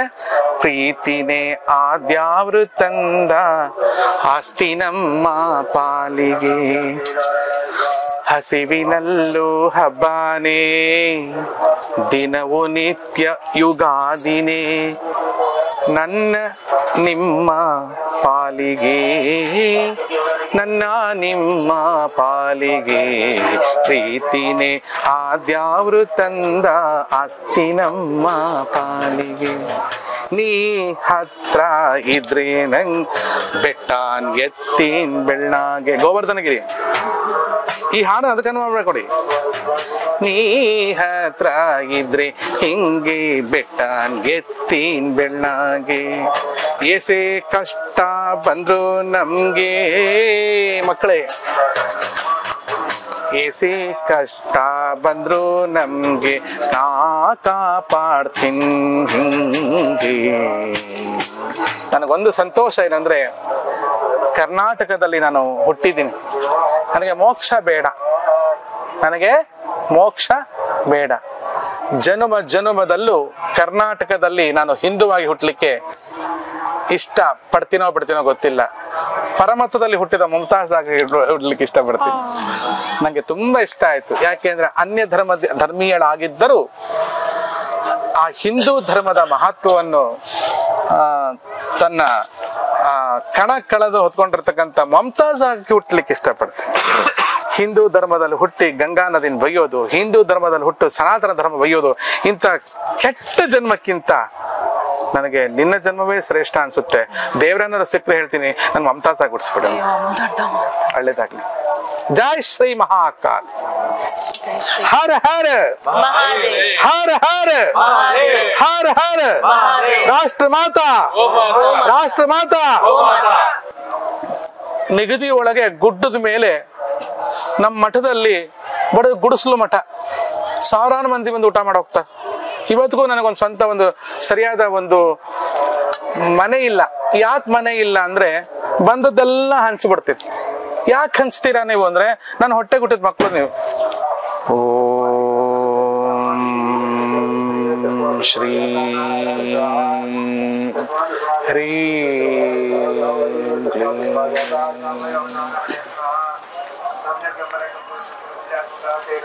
धारण कर सकते हैं हम? ठीक है बेटा.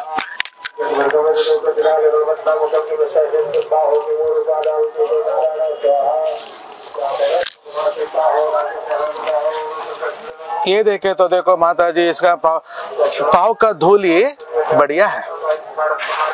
कोई मोला हो, कोई पाव का धूली मेरा धूली नहीं है.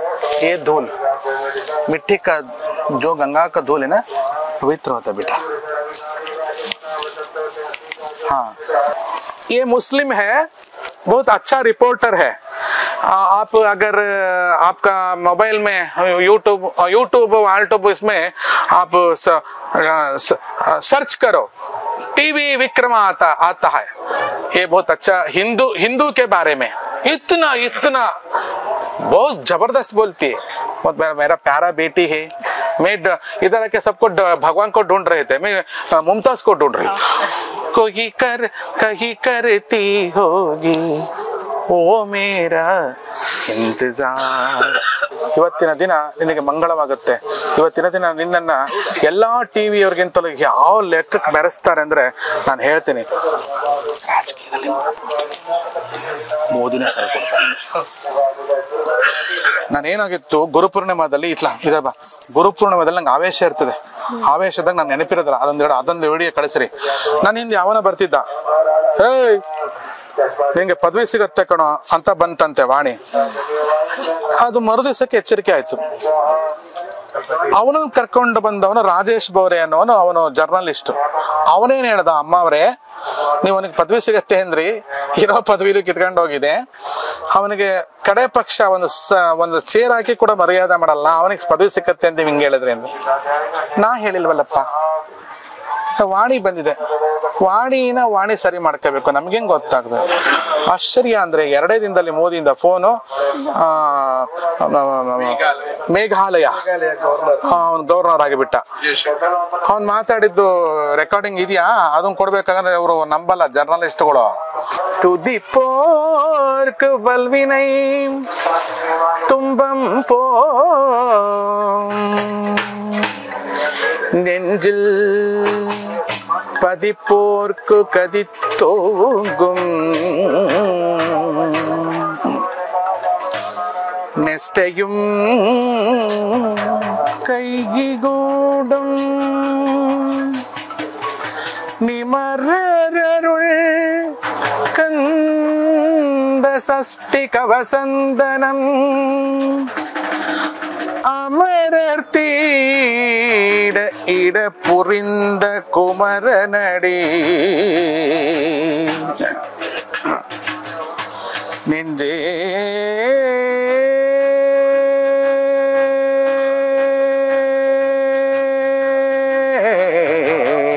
குறி